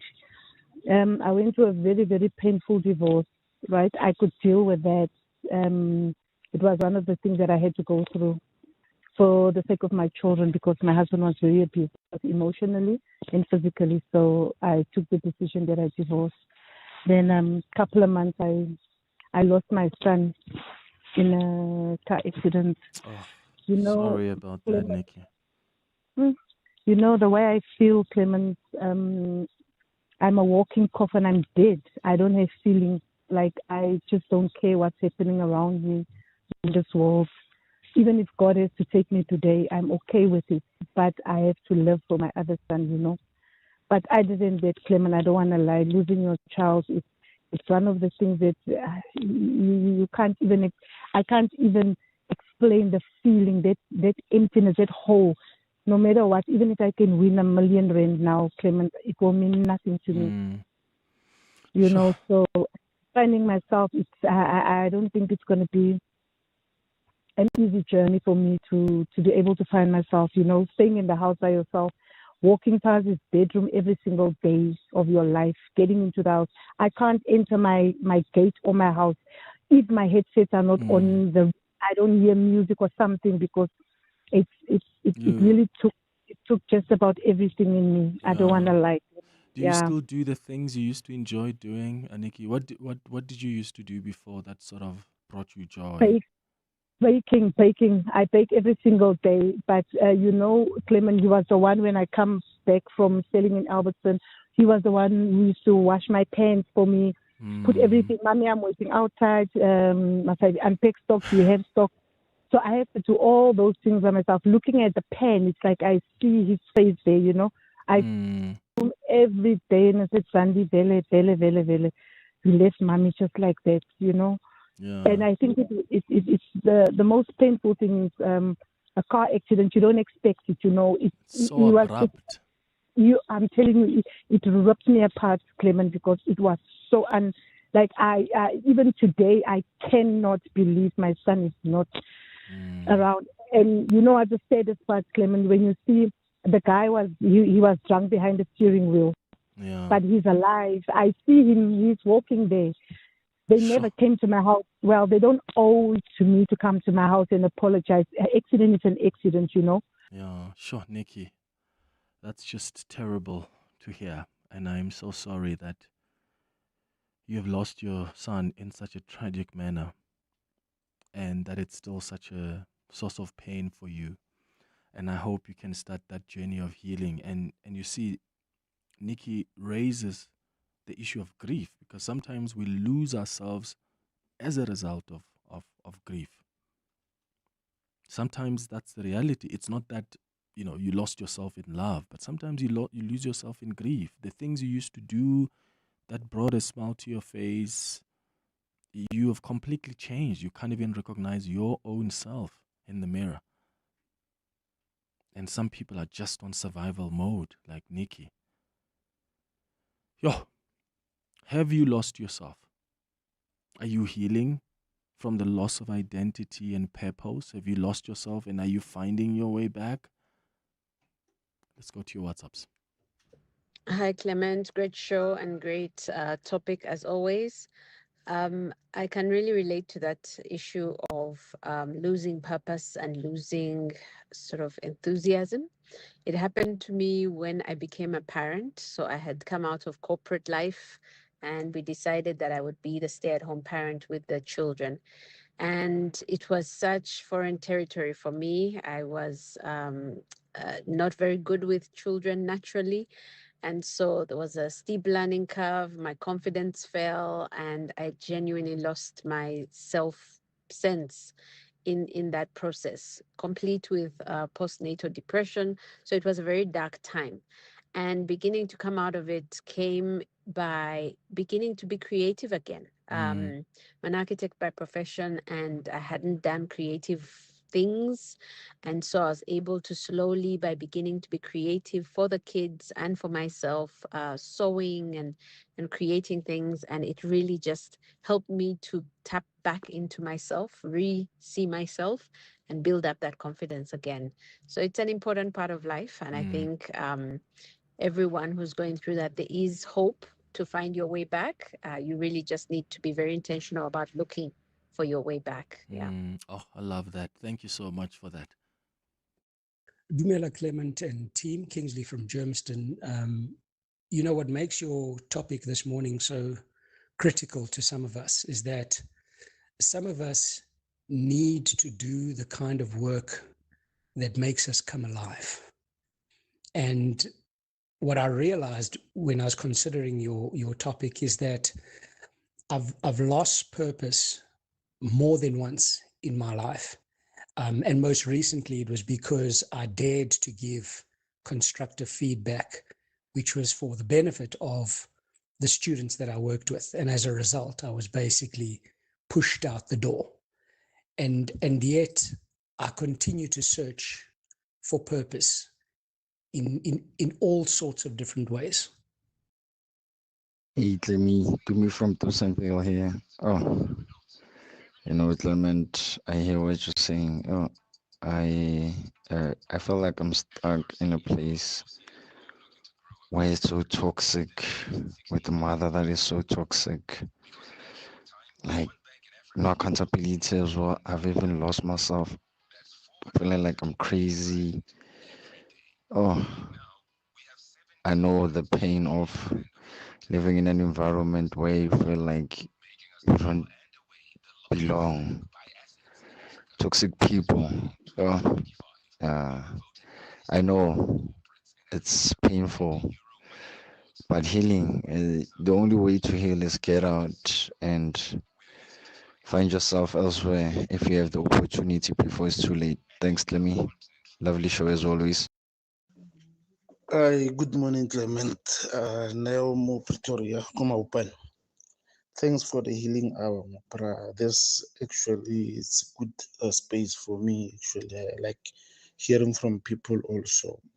Clement, I lost myself 2 years ago. In 2023, I lost my sight on one eye, on the right hand side.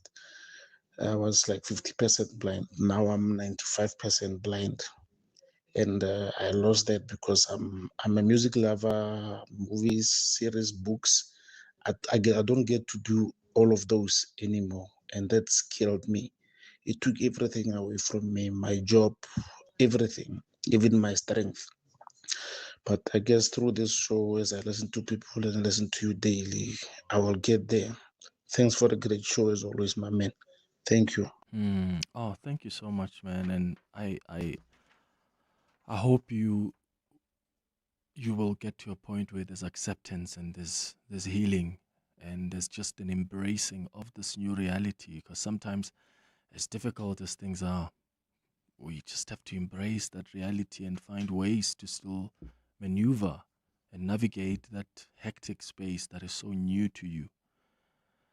So I've got an email here that came on cm at 702.co.za from Anonymous, who says, "Hi Clement, I'd like to remain anonymous. I've been living in Cape Town since 2013. I moved here from Durban to study and subsequently ended up working here for the past couple of years. Over the years, I felt increasingly disconnected from myself, particularly on a cultural level. I work in a field that is largely predominantly white, so English has become my default language in almost every aspect of my life. I also don't have much family in Cape Town, which means I don't find myself in spaces that feel familiar culturally or linguistically. I feel like I've drifted away from my culture, my language, and my sense of belonging. Cape Town can also feel very far removed from the rest of South Africa, which sometimes adds to that feeling of isolation. One of the things that helps is listening to radio stations from back home and Johannesburg-based stations like 702. It makes me feel connected to the rest of the country and reminds me that there's a bigger South African identity beyond my day-to-day environment." That's a message there from Anonymous.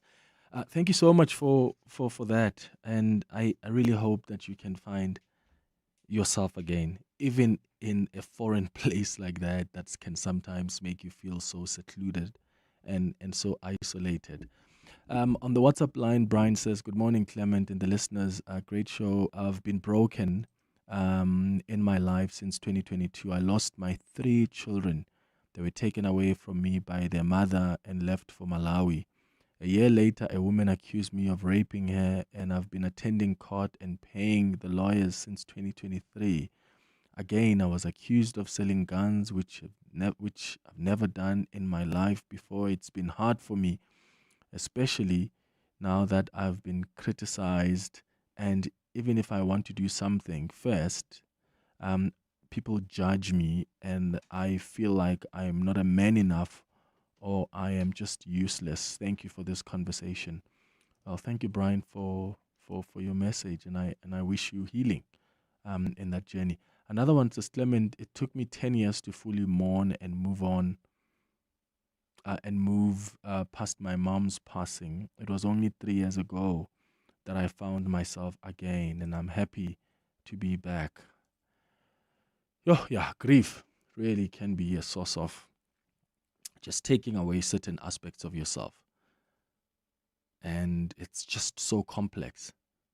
But I guess, as many of you are saying, you're trying to find that way back. And I'm glad to hear some of you have managed to go and move past the pain to find yourself again and do the things that still somehow brought in about joy in your life.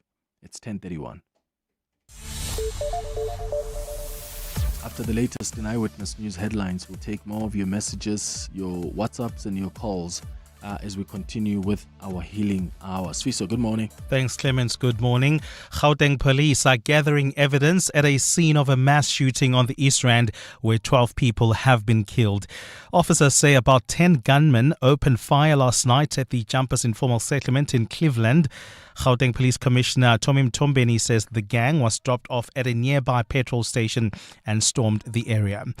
Human Settlements MMC Mlungisi Mabaso, joined by officials from the Johannesburg Social Housing Company and law enforcement agencies, is busy conducting inspections at several social housing buildings in the inner city. The operation forms part of efforts to improve governance, boost revenue collection and ensure municipal properties are managed in accordance with lease agreements.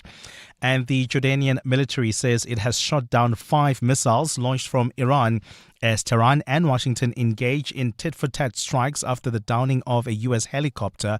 The Jordanian armed forces say they intercepted and shot down 5 missiles launched from Iran towards Azraq. The interception resulted in debris falling, but there were no casualties or material damage. Those are the headlines. This EWN and more at 11 or as it happens. EWN Traffic. Well, travelling on the N3 North, we've got delays between the Elands interchange and the Geldenes interchange. There's also queuing traffic reported along the Winnie Mandela Drive. This is in the Fourways area approaching Witkoppen Road while heading towards Paulshof. Please be on the lookout for an accident along Witkoppen Road. It happened after Main Road, already causing some issues there. There's also queuing traffic reported in Amalgam along the M2 West. This is between the Crown interchange and Main Reef Road. We'll have more traffic updates at the top of the hour. Stay tuned. There's more EWN on air, online, and on the EWN app. Let's hear from Al, owner of Johnson's Cable, why it pays to switch to OUTsurance Business Insurance. I thought it was going to be difficult to switch to OUTsurance Business Insurance. Switching was so quick and easy. I'm happy with the premium that I'm paying now. For electrical, tradesman services, and all other businesses, get a quote today and see why it pays to switch to OUTsurance Business Insurance. Visit outsurance.co.za or call 08600 60,000 today. Licensed insurer and FSP. TCs and information online. Tired of seeing the same tiles everywhere you look? Charmed Decor is where you'll find something different. We curate high-quality imported tiles and mosaics that transform your space into something truly special.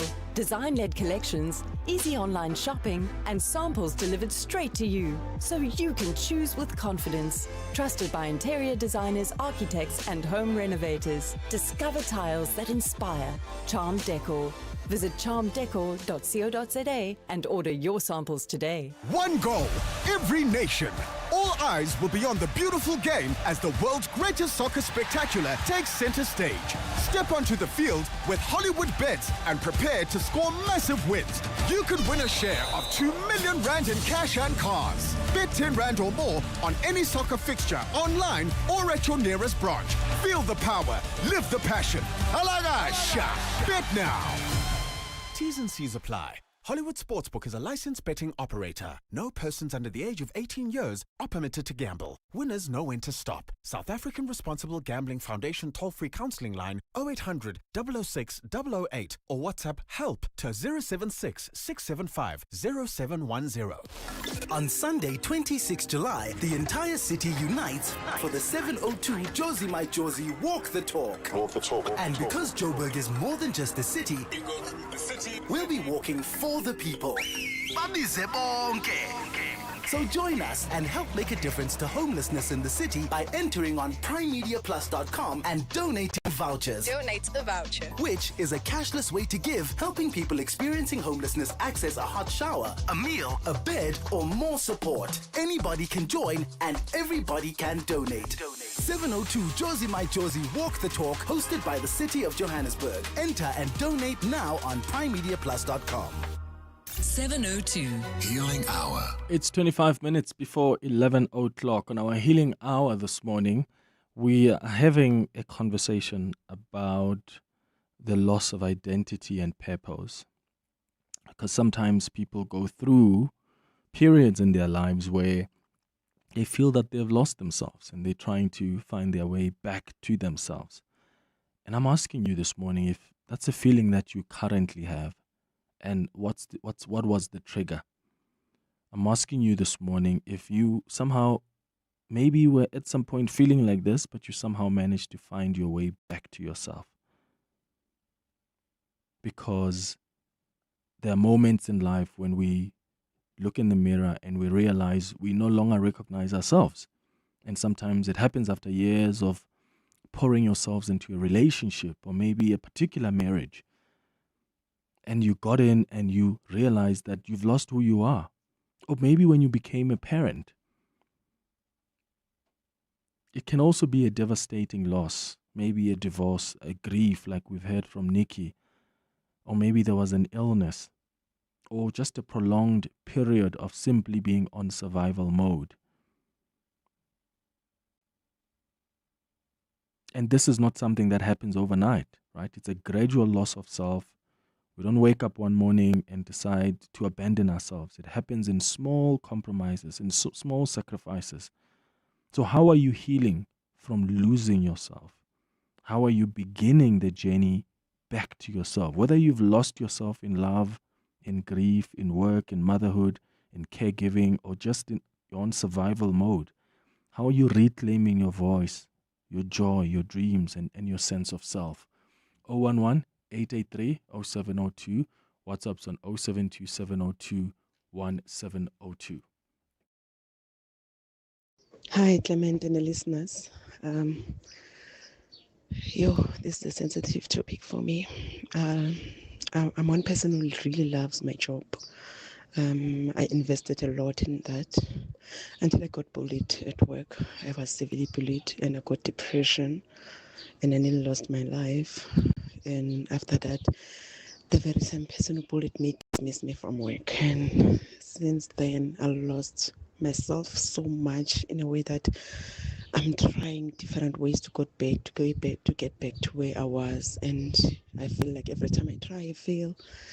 Every time I try, there are triggers that takes me back to when I went through depression and through losing my work.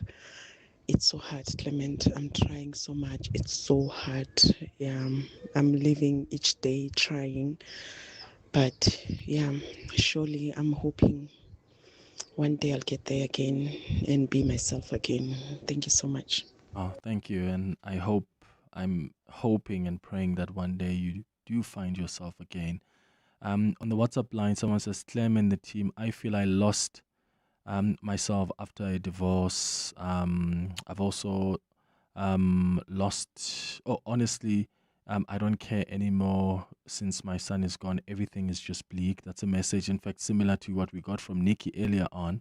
Another one says, Clement, on the journey back to self and finding your spark again, that's such a touching subject for me. I lost my spark after a 10-year relationship fell through because the guy told me he wanted to live child-free. I decided to take up running, and it has helped me so much. I'm still healing and navigating my way to self, but every day I'm fighting for me and my spark. It's hard, but we fight. That's a message from Amanda. I like that. I like that fighting spirit, Amanda. Thank you for sharing your story with us. See, sometimes it's just like you're mourning what could have been. I mean, when you've been with someone for 10 years and then suddenly they wake up and tell you, I don't want a child. I want to live child free. That can be devastating because there's so much investment in a relationship that long. But I'm glad, Amanda, that you're still fighting to get back to self. Dumi, you calling us from Sasolburg. Good morning. How are you, Clement? Hi, how are you? And I'm trying, man.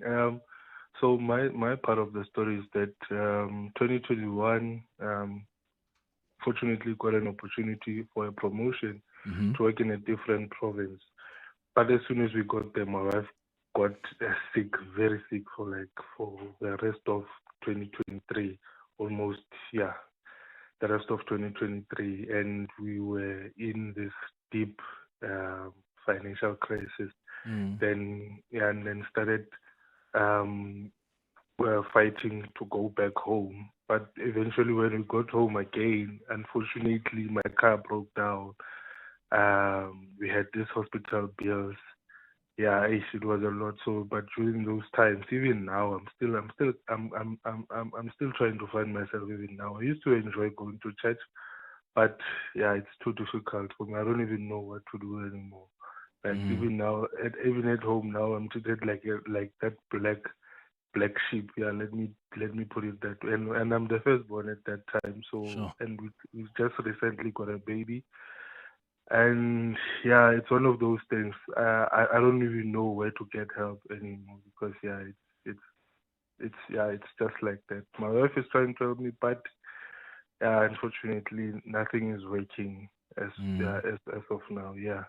But keep on pushing to me. And I think one thing we sometimes, and I will blame also our religious institutions for doing this, but they've sold us this idea of life as, it's going to be hunky-dory, and I really think that sometimes that's a bit misplaced. I mean, even religious institutions or even certain religions are very clear about difficulties that we're going to face in life, and they're going to come in different forms.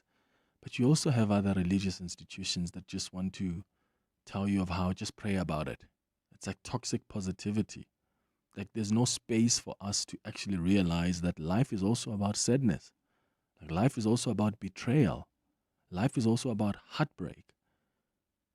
We have been taught to think that when you are going through heartbreak or some pain, or you've lost a job, or then there must be either someone is bewitching you, or maybe you did something wrong, or it's a consequence of something. When in fact, I believe sometimes it's just lifing. And that's why it's important to constantly try and fight. And for me, for as long as you're still alive and you can breathe, you still have a chance to fight. Like the same people who have gone through difficulties and now they're saying, I've taken up running, or I found new joys in doing this and that. So keeping on fighting, so important, and understanding that that doesn't make you a less favored child of God, or that's just part of life. And some of us are carrying a much heavier betrayals and pains than other people. But that's it. It's how this system is designed. More of your WhatsApps on 072 702 1702. Good morning, Clement. For many years, I lived without a true sense of identity due to childhood trauma, including rape and lack of guidance, in a sense, meaning that not being parented. Looking back, many of my struggles stems from not knowing who I was. After my marriage, I began the intentional journey to find myself through therapy, through faith, through physical activities, through creativity such as coloring, and eventually wrote a book which is currently with the publisher. And I must say, today at 40, I am still discovering and rebuilding my identity. It has not been easy, but I have learned that healing is a journey, and I genuinely love the woman I see in the mirror each day. Thank you. Ah, that's amazing to hear. Thank you so much for sharing that. Good morning, Clement and team. Yes, I lost myself. I stopped working for corporate about 4 years ago, 5 years ago, opened my own business, followed my passion, and my clients literally sucked everything out of me.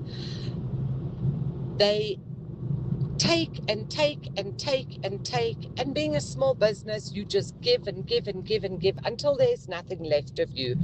I love my job, I love my business, I'm now thriving, but I had to find myself again. And you find yourself in the little things. I think it's the little things in life where you find yourself. A quiet bath at night, a yoga class, small things, a lovely meal, just finding and appreciating the small things in life.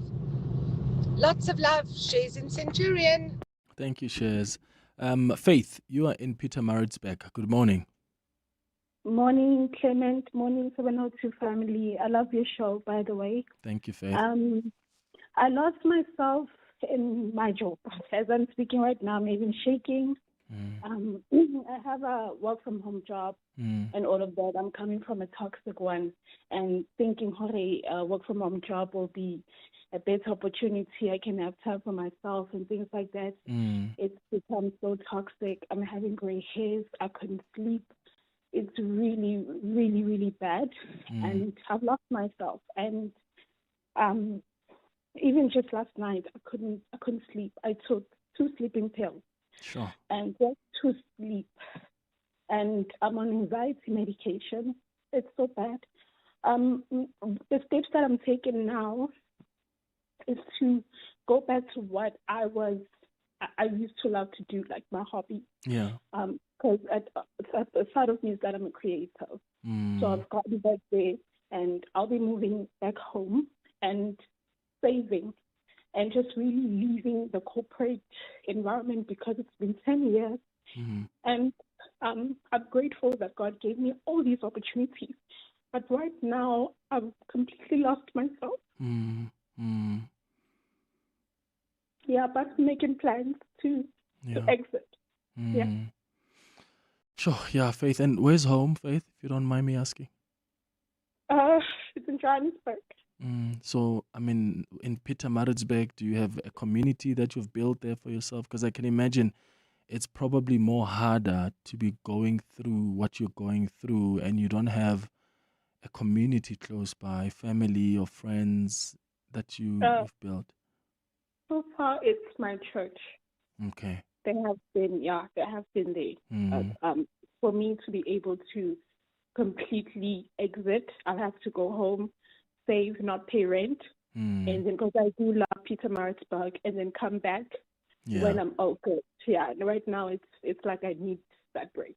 Yeah, and Faith, I wish you all the best. I pray that when that break comes, it's able to give you what you have been hoping for. A lot of the people who've called today are saying, I'm a creative, and I've realized that when I've stopped creating, that's when I've also stopped really finding the positive things in life. So I'm glad that you're going to go back to that, and I hope it can, bring faith back.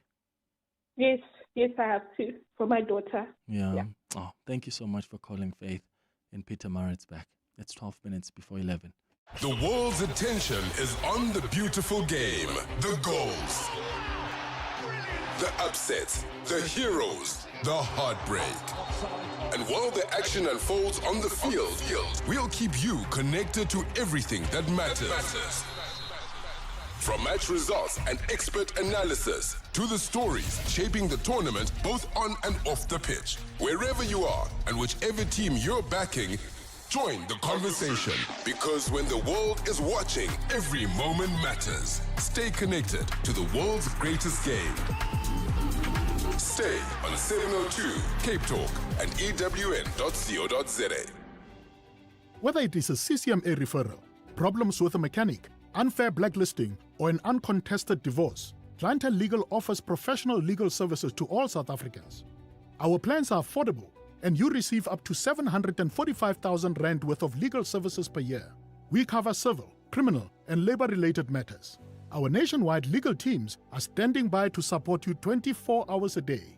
Plus, all plans include a 5,000 Rand bail benefit. Join today. SMS Legal to 48721. That's legal to 48721. Clientele General is an authorized FSP and licensed non-life insurer. T's and C's online. Standard rates apply. Good morning, Mzansi. It's a beautiful Wednesday. It's Thursday. No. TGIF, am I right? Citroen Super Saturday is back. Yes. Test drive or buy any Citroen and stand to win a world-class rugby experience. South Africa versus New Zealand, 5 September. Double your entries with the all-new Citroen Basalt from 354,900 Rand up to 40,000 Rand deal assist. Book at citroen.co.za. Runs till 30 June. T's and C's apply. Day 42 in my new kitchen. I'm currently staring at the seamless handle profiles and integrated LED lighting of this masterpiece of modern architecture. My husband thinks I'm making a sandwich, but I'm just running my hands along the porcelain countertops for the 10th time today. I've even started speaking exclusively in a British accent to match the opulence. For a bespoke culinary space, visit Moremi Kitchens today at moremikitchens.co.za. What if the problem you faced became the business that changed everything? That's what Nedbank Business Ignite on 702 is all about, with this year's theme, My Pain, My Purpose, My Solution. We're calling on small businesses that turn real challenges into powerful ideas. You could win 200,000 Rand in cash, plus mentorship, business support, and tools to help you grow sustainably. Enter the Nedbank Business Ignite on 702 now at primemediaplus.com or igniteyourbusiness.co.za.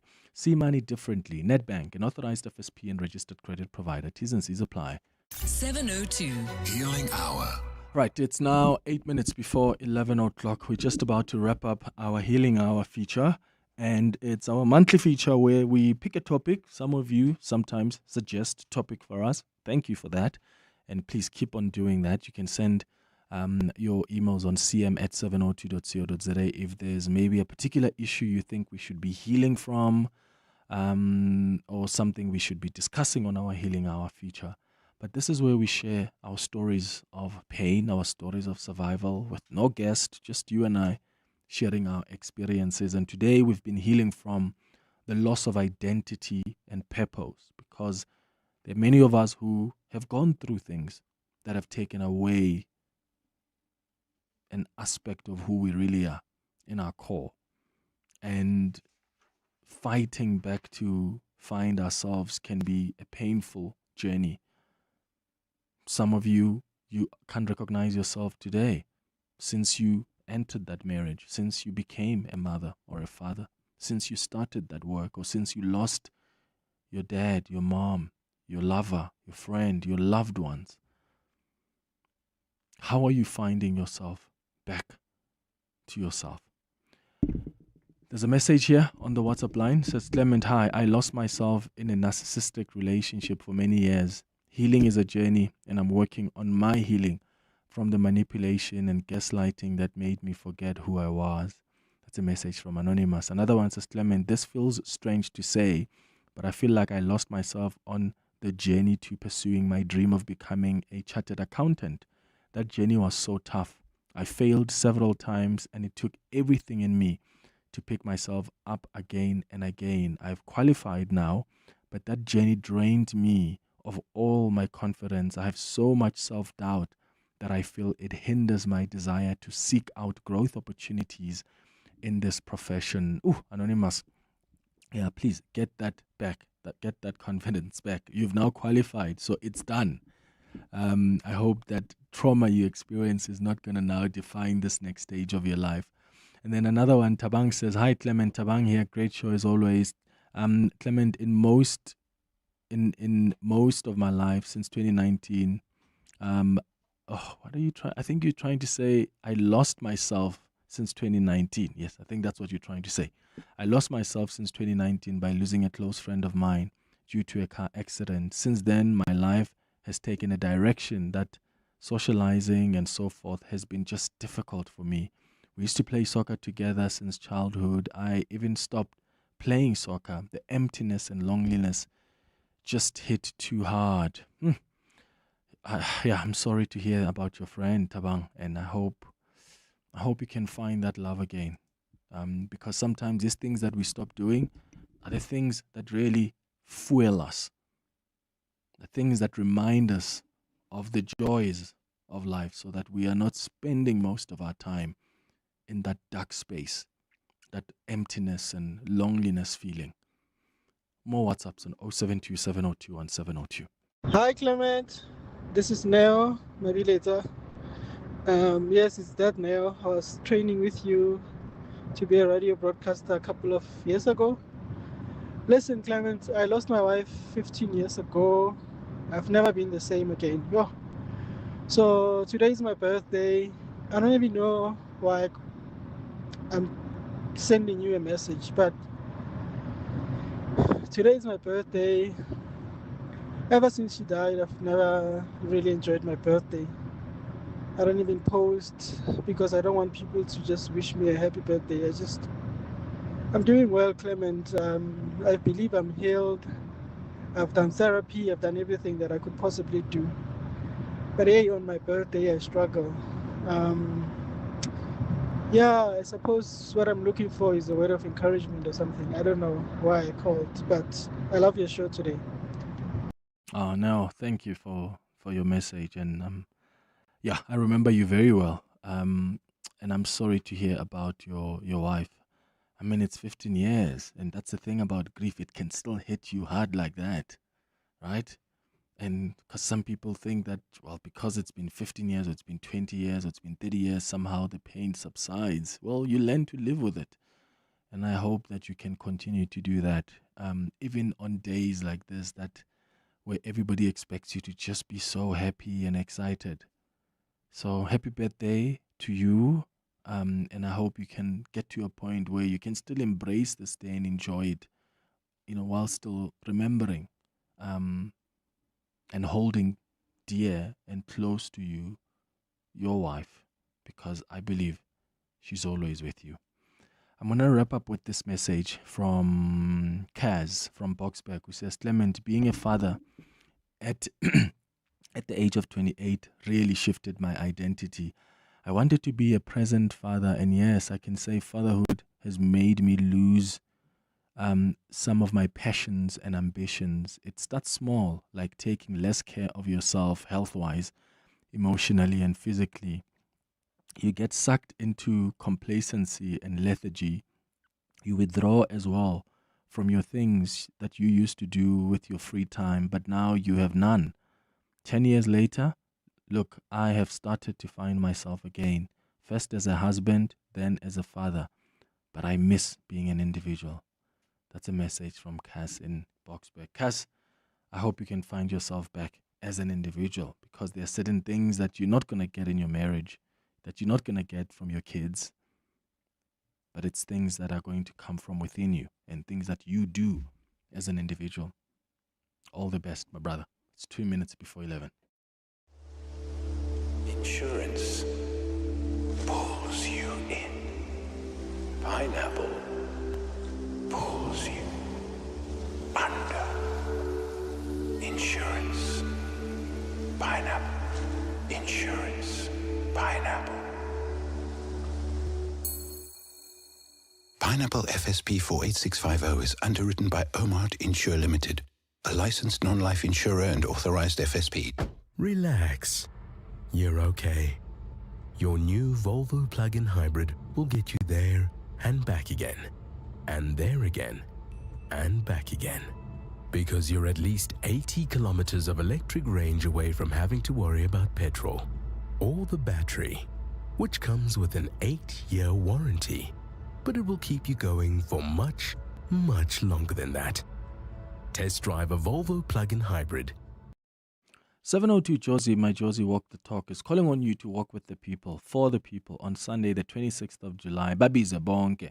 And this year you can choose from 3 different inner city routes. The 15-kilometer Mandela Bridge route that takes you from Ellis Park through town up to and through the Constitution Hill precinct, down to Braamfontein and over Mandela Bridge. Then it's through Newtown and past the Market Theatre and back to Ellis Park. So whether you are taking on the 15-kilometer, the 5-kilometer or 8-kilometer route, enter now on primemediaplus.com and get ready for the 702 Josie My Josie Walk the Talk, hosted by the City of Johannesburg. This is EWN. Good morning, I'm Fiso Zulu. Police have begun the processing of bodies of 12 victims of a mass shooting at the Jumpers Informal Settlement in Cleveland. The attack unfolded last night when a group of 10 armed men allegedly traveling in a Toyota Quantum opened fire on residents. Forensic experts are scouring the scene for evidence, including spent cartridges, while also removing equipment believed to be linked to illegal mining activities. Gauteng Police Commissioner Tommy Mtombeni has joined officers in combing the scene and is expected to engage community members over the safety or their safety concerns at least. Nkosi Khona Malingamnisi is there and joins us now live. Nkosi Khona, what's the latest from the ground? So forensic pathology officers have arrived in numbers to work on the scene. 2 large mortuary vehicles are on standby to begin loading the bodies. And in fact, just the latest development is that 2 of those bodies have just been brought out through the very small passages here at this informal settlement and have subsequently been loaded into one of those forensic vehicles. Top cop in Gauteng, Tommy Mtombeni, has also been brought through the crime scene tape and is being shown around Twiso. Police have not yet drawn a definite link between the shooting and illegal mining, despite Jumpers Informal Settlement being located near several known illegal mining sites. Mtombeni, who briefed media earlier this morning, however, says investigators are exploring that possibility. He's told us that the attack came as a shock despite intelligence operatives having visited the area just 3 weeks ago. He has also rejected suggestions that police are losing the battle against illegal mining. Currently, we cannot confirm to say this incident happened because of illegal mining. Now, Vincent Magwenya says a multidisciplinary team has been assembled to hunt down those responsible. He says that this is a task team that has been put together. He's further cautioned that the investigation remains at an early stage. For Steve Malingamnisi, Eyewitness News, reporting live in Cleveland. We'll keep you updated on this developing story in our bulletins. Today's sitting at the Madlanga Commission of Inquiry has been delayed after the witness requested an urgent consultation with the evidence leaders. A Hawks officer attached to the Narcotics Division is expected to continue his testimony before the Commission regarding the 2021 botched seizure of more than 700 kilograms of cocaine in the south of Johannesburg. His identity has been withheld due to the sensitive nature of his work and concerns for his safety. Evidence leader Advocate Thabang Boe has informed the Commission that the witness has requested time to consult with evidence leaders. Chair, today we are continuing with the evidence of witness I. However, I did get communication from witness I. He would is requesting to talk to the evidence leaders urgently, and I would request from the Commission a short indulgence to speak to him. We'll hear from you then when you are ready for us to start. Yes, Chair. Let's adjourn. Human Settlements MMC Mlungisi Mabaso in Johannesburg, joined by officials from the city's social housing company and law enforcement agencies, is busy conducting inspections at several social housing buildings in the inner city. The operation forms part of efforts to improve governance, boost revenue collection and ensure municipalities or municipal properties at least are managed in accordance with lease agreements. Mongezi Gogo is in the CBD. The city says the illegal occupation of commercial spaces inside Joshka-owned buildings is costing it millions of rands in lost revenue. Officials say once tenants begin subletting units, rent collection becomes more difficult and buildings become more vulnerable to hijacking. Today's operation started at a building on Claim Street in Hillbrow, where officials found about 80 people living in a property designed to accommodate just 40.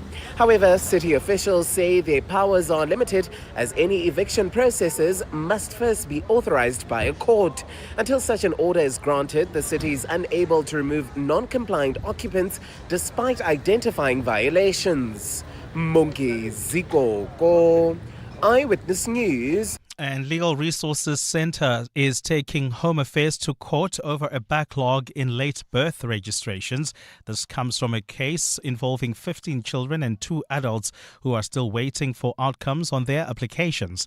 The centre wants the court to compel the department to produce a plan to address the delays. Camry Clark reports. According to the Children's Institute at UCT, close to 250,000 children have for many years been awaiting an outcome on the registration of their birth. Today, the Legal Resource Centre will bring a case against Home Affairs for failing to remedy the backlog of late birth registration applications. The centre says the late birth registration process is crucial to allow marginalised and vulnerable people to register their own or their children's births after the first 30-day period has lapsed. Attorney Claire Rankins says the delays have undermined several constitutional rights. This has prevented them from being legally recognised as persons by both the states and private institutions, impeding their access to a host of different socioeconomic goods. The Legal Resource Centre says while Home Affairs puts the backlog at around 33,000, statistical expert analysis has determined that the backlog is at 240,000.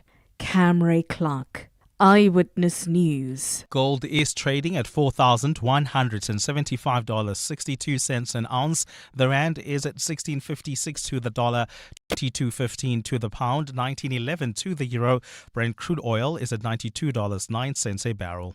Traffic remains heavily backed up on the N3 North. This is between the Geldenhuys Interchange and Van Buren Road due to roadworks while heading towards Eastgate Shopping Centre. Please be on the lookout for some delays reported along the R24 West approaching Marcia Street. There's also queuing traffic on the M2 West. This is just as you approach Main Reef Road coming out of the Crown Interchange. A partly cloudy day in store for Gauteng. The temperatures will peak at highs between 17 and 19 degrees.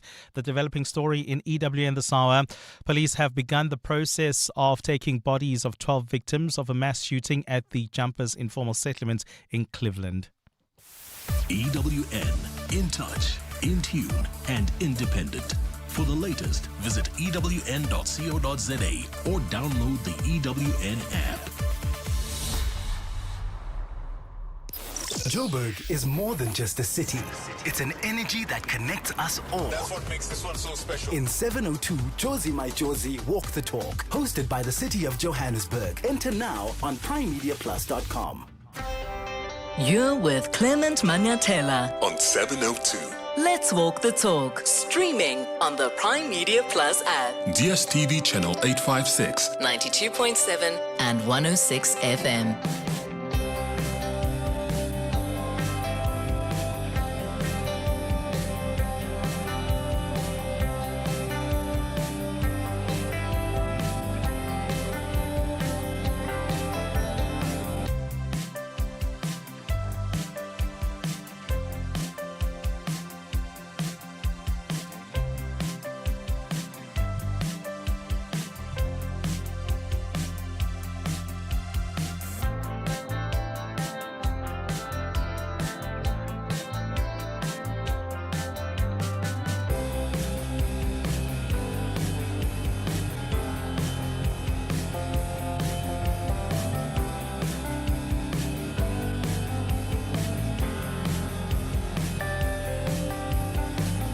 Eight minutes after 11 o'clock. Dumela, welcome to the third and final hour of the Clement Manyathela Show. Thank you for staying with us here on 702, and thanks once again to all of you that have called in, all of you that were also relating with the calls and the stories that were being shared, even if you didn't call or send a WhatsApp message. But I know you engaged internally with what was being shared. But thanks to all of you that were vulnerable enough and brave enough to call in and to share how you've lost yourselves and how you're finding your way back. I always appreciate that. It's time now for our Listener's Choice feature. Burning questions. Insightful answers. Listener's choice. With Clement Manyathela. So, Listener's Choice is a feature that we started 6 years ago when we started the show, which really looks at the topics that you want us to talk about, which may not necessarily be on our radar. You know, me and the team, we discuss and decide what content we're going to bring for you. But there are also opportunities for you to tell us what you would like us to talk about. So think about it as an opportunity to co-curate the content of the show with us. So one of our listeners has asked that we discuss franchising today and bring in an expert who can better explain the dynamics around franchising.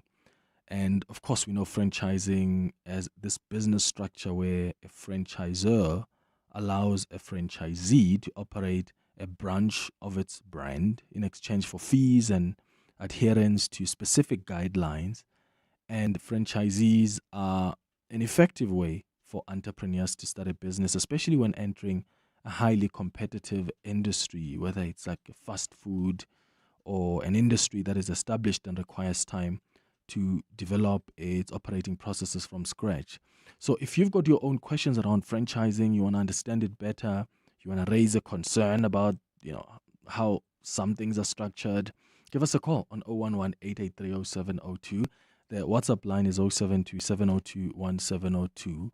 Larry Hodes is the CEO of Grow Franchising and a board member for Franchise Association of South Africa, who's going to guide us through this conversation. Larry, thank you for making time. Good morning. Clement, thanks for having me. What are the advantages and disadvantages of investing in a franchise business instead of, I suppose, starting an independent business in South Africa? Well, I think one of the biggest things is that, considering when a business normally starts franchising, it means that it's got a proven economic model. In other words, it's a model that works and it incorporates a brand. So a lot of the risks, as so come and say, as an example, one of the most riskiest businesses globally is to go and open up a restaurant or a quick service restaurant, like a takeaway. But that risk is significantly reduced when somebody opens as part of a franchise. Because with the franchise comes, like I said, an economic model, a proven economic model. There's a brand and there's brand standards and all the systems and processes that come with it. So, the great thing is, like with franchising, is that they say is that you're in the business, okay? That you're in the business for yourself, but you've got the support. And that's really, really a big thing. So it significantly reduces risk for people, entrepreneurs, the country, globally, everything. Mm-hmm. So what is the relationship between a franchisor and a franchisee, and how do both parties benefit from the agreement? Okay, great. So come and say, a little bit of the journey. So how franchisor comes about is that there's an individual, we'll come and call him a founder, who goes and creates a successful business. Now remember, franchising extends a lot more than just, because the traditional in South Africa is, it's a lot of retail, it's a lot of QSR, which is food concepts, it's gyms, Planet Fitness in them, and automotive. Those are the main ones. But there's a lot when it comes to education, professional services, senior services. There's so many opportunities that come about within franchising. So, but going back to your question, so a founder goes and creates, so let's just use a fast food. He goes and creates a successful fast food joint, which means that, that he's got a proven economic model. Mm-hmm. In other words, there's viability. And another thing with a franchise is that it's possible to transfer the running of the business. So in other words, if the owner stepped out, there's all the systems and processes and everything that is there that enables them to run the business successfully. And they must have, because in South Africa, franchising is very legally regulated. So there's a lot of things that need to be done. So it's a protected ecosystem. And then another thing being is that franchising has to abide, and it's got to be ethical, and its relationship with its franchisees has got to be ethical. So the franchisor opens a business. He says, wow, this is great. People are asking me to expand. He goes and says, okay, let me put in all the systems and processes. Let me have what's called a franchise disclosure document and a franchise agreement. And there's quite a few things that he puts in place. Then he says, okay, cool, I'm based in Joburg. There's somebody from Cape Town who says, you know what, I'm really impressed with your brand. I would like to open the exact. And that individual in Cape Town becomes the franchisee. And normally how it works is that the franchisor charges the franchisee as part of the brand, so there'll be a joining fee for the franchisee to go and join and become part of the franchise brand. And then there's monthly ongoing fees, which are like royalties and part of marketing. Those are the norms. Okay. So what lessons do you think we can learn from, because I'm just thinking now, some established franchise brands like McDonald's, or look at the KFC. These have been so successful in the South African market. And I'm just wondering, why are these established franchise brands like McDonald's and KFC so successful in our market? What have you observed as, what's being done right? So there's, if we go back to a book it's called The E-Myth Revisited, which is Michael E. Gerber, and it was written, I think, in the 80s. And it's quite a it's a very successful business book. And the business is all about how do you get your business to run without you? And if you think about it, that is franchising. And he uses the McDonald's case study throughout. And it really is one of those incredible things that whether you're going to be in Soweto, Cape Town, Pretoria, Japan, Australia, wherever you are in the world, what are their burgers called? McDonald's. Whatever their burgers are called, there's that standard name. It doesn't matter wherever you go in the world, it's going to be exactly the same, because the business is so systemized that everybody knows exactly what to do, when, what happens. The full process is there. And then also, from an established brand like that, they've got a lot of clout when it comes to marketing and getting the brand even more out there. And how do you get into that? Like, how easy or difficult is it to join a franchise like that? Like to, own like your local McD, or McDonald's, or KFC? Is it very difficult? Okay, so KFC have for many, many years, it's been maybe 20, 30, 40 years, and somewhere around there, is they actually stopped taking outside franchisees a very long time ago. And what they've done is they've got some franchise owners that own up to 100 stores, sometimes even more. Jeez. And then it's incredible. Those are franchise businesses on their own, but that's, but there's another power in that. And so with McDonald's, I'm not actually, I think they are still taking, but places like McDonald's and KFC, there's a high entry from a capital point of view. It's very expensive, but you know what? They run proper businesses. They are proper businesses. And yeah, if somebody's got the capital, I think you can still get into McDonald's. Okay, which is an opportunity, but KFC, I know it's not. It's so that's closed. It's more for the people who already exist in that system. Yeah, and obviously I know they are doing a lot with black entrepreneurs. Okay. Yeah. Okay. So you spoke about branding, trademarks, and I'm just wondering how important all of that and even the operational systems are to the success of a franchise business. Or let me ask it in this way. Like, can I decide on my own that this is what I want, like the feeling of maybe this shop I have here to be? Or do I always have to consult with the franchisor just to make sure that we are aligned? So you can't change a menu or change the colors of the store, or like, what are the things that must remain consistent unless you have discussed it with, of course, the franchisor? You know what, Clement, I'm gonna answer that as a story. And for many years, so I was part of the opening team that initially worked on Mug and Bean. I was there with them for quite a few years, and we grew the brand, from the beginning. And often I would sit near.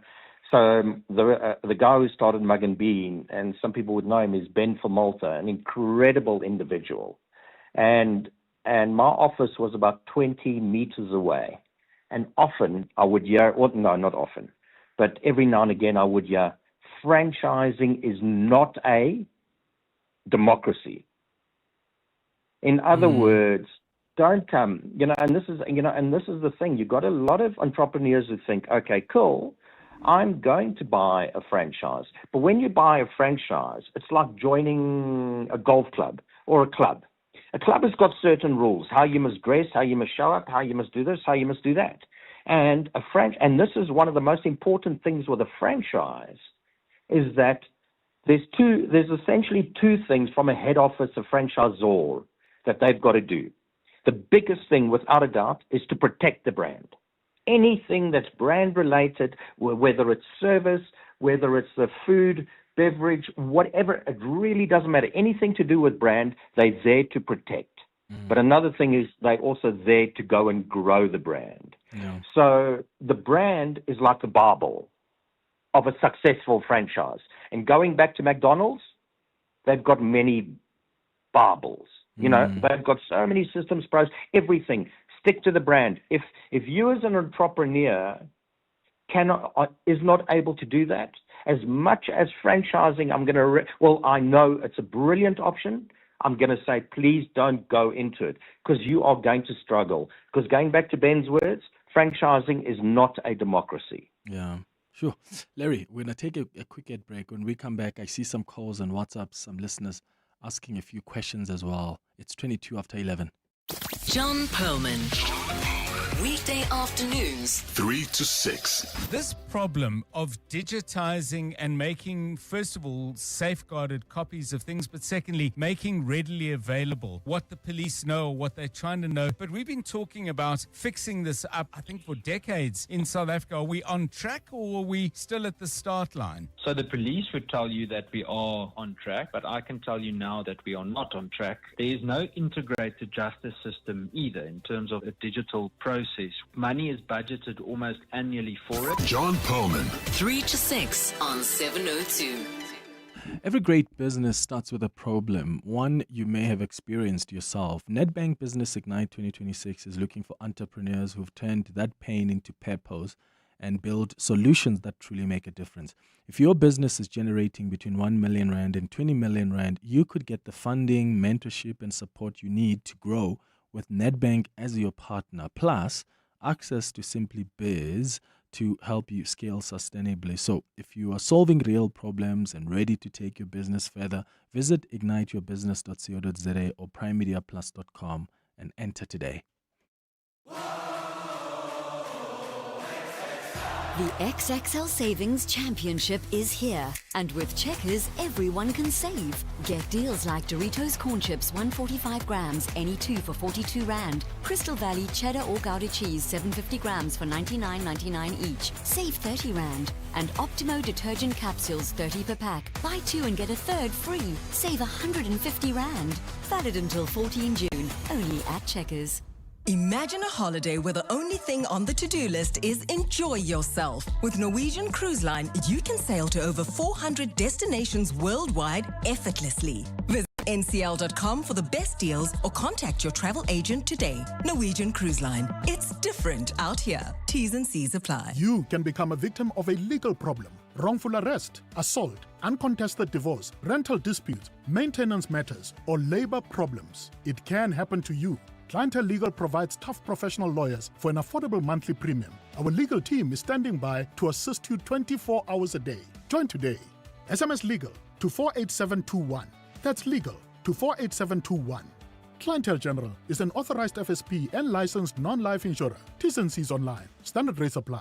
My name is Richard Sutton, and I'm the host of the podcast Shift Happens. This podcast is about you and the seasons of growth, change, and transformation that shape who you become. My guests are people who have walked long, difficult roads and along the way developed the tools and skills they needed not just to survive, but to thrive and make a real impact in the world. So if you're feeling stuck, uncertain, or searching for what's next, this podcast is for you. Welcome to Shift Happens.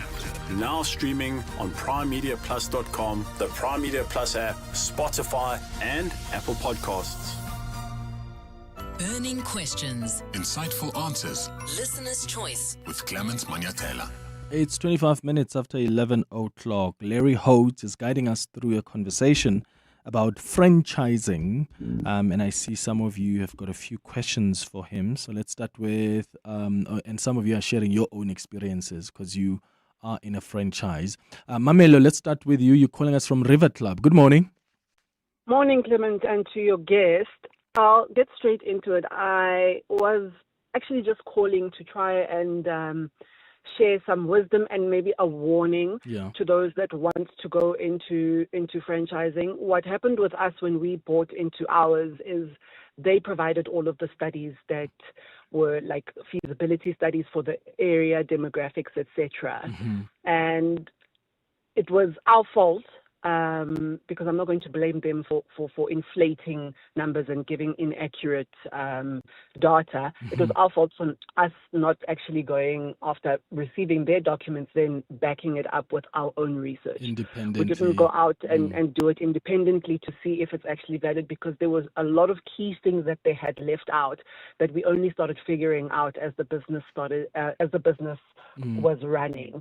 And I think just another caution I'd like to send out is that the franchise fees and the money that you spend buying into the franchise to get it up and running, and once you open your doors, you need to remember that you need running capital. You need to be comfortable with not making an income until you break even, for example, like 6 to 12 months of sort of backed up savings just in case things don't work out according to plan as you market your business and it becomes more popular. Some people are lucky because they open the franchise and it booms straight away. Sometimes it's not so lucky and you end up having to kind of market yourself and build your business and build your brand from the ground up, and it's not always a profit from the beginning. Yeah. What about the royalty payments though?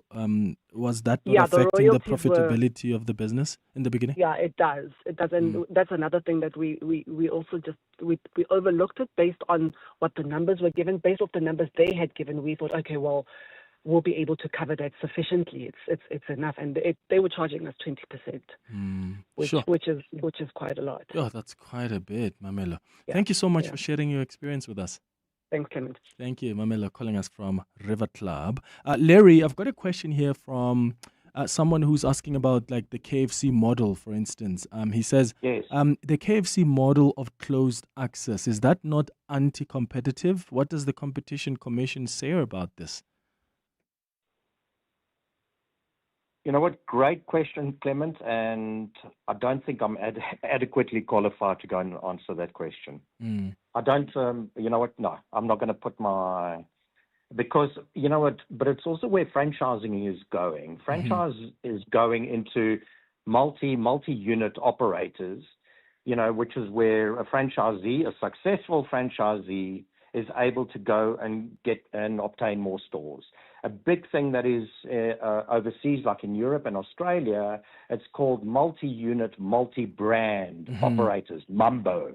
It's actually a term, which is huge, where with a franchisee has got multi-brands and multi-stores within those brands. And there's a lot of positives, that come through that. But going back to KFC, I'd rather not answer because I don't know. Yes. Yeah. Another person says, can one franchise a company like Chicken Licken or Spur in other parts of the world where it does not exist, as opposed to your KFCs and McDonald's that are everywhere? What would be the success rate, and what are the red tapes, the advantages or disadvantages of such an approach? Is that a possibility? Well, absolutely, but with permission. It's got to be by a contract, by agreement. And I'm going to use Nando's as a great case study. They were here, they become successful. Then they opened in the UK. Right now, I'm not sure, but they're in 20-something countries. They've got over 1,000 stores, but they've managed to open. But everything is regulated by one head office, and that's all regulated by the brand, and that's going. So it's not as simple as just saying, I think, Chicken Licken, let me go and open in the States, if it's not there. Because Chicken Licken would have also ensured that their name has been patented, whatever that term is, copyrighted, and everything like that. So yes, they can, but it's got to be by agreement. Yeah. Here's a quick voice note before we get to the headlines. Clement, how's it? Just check with your guest. Is it fact or fiction that there's actually a balance sheet line in some of these franchise operators' balance sheets, which make provisions for stores closing down and them then reselling it after some goodwill has been developed? In other words, a business opens from scratch, doesn't do well, it closes, but has been doing a couple of 100,000 a month turnover. They then resell that store with a turnover at an inflated rate, not necessarily to recover costs, more so as a line item on their balance sheet. Is that fact or fiction? Yeah, thank you so much. Larry?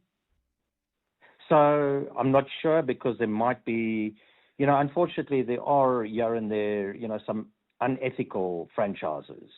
But going back to that, yes, it might be a line item, but it's definitely not a way, because if the business was successful, or come and say it closed, somebody can only go and buy that brand for the value, that it's actually worth. So that's my answer, because, there might be, but with FASA, and FASA is really big on this when it comes to ethical franchising and ensuring, because we ensure that we mediators between the franchisor and franchisee. We do whatever it takes to ensure that everything is above board. Another thing, and I know you've got to go, Clement, one thing today that I just want to mention is that today is World Franchise Day. So it's really appropriate, that we're actually chatting, which is the second Wednesday in every year in June. That's amazing. I didn't even know that, Larry. Thank you so much for joining us and guiding us through this chat. I think we should do part 2 of this conversation, because there's so many other clarity-seeking questions that have come on the WhatsApp line. It's 11:32. Mbali has the latest in Eyewitness News headlines. Mbali, what happened did this Jumpers informal settlement in Cleveland? Well, Clement, a very good morning. Gauteng police are currently gathering evidence at the scene of a mass shooting at that Jumpers informal settlement in Cleveland, where 12 people were killed.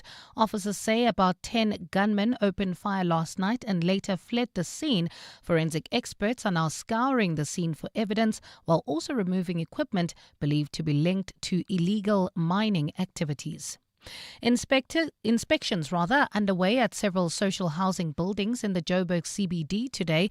The operation is being led by Human Settlements MMC Mlungisi Mabaso, who is joined by officials from the Johannesburg Social Housing Company as well as law enforcement. The operation forms part of efforts to improve governance and boost revenue collection. And today's sitting of the Madlanga Commission of Inquiry has been delayed after a witness requested urgent consultation with the evidence leaders. A Hawks officer attached to the Narcotics Division is expected to continue his testimony before the Commission regarding the 2021 botched seizure of more than 700 kilograms of cocaine in Ayrton in the south of Joburg. His identity has been withheld due to the sensitive nature of his work as well as concerns for his safety. Those are the headlines this EWN and more at midday or as it happens. EWN Traffic.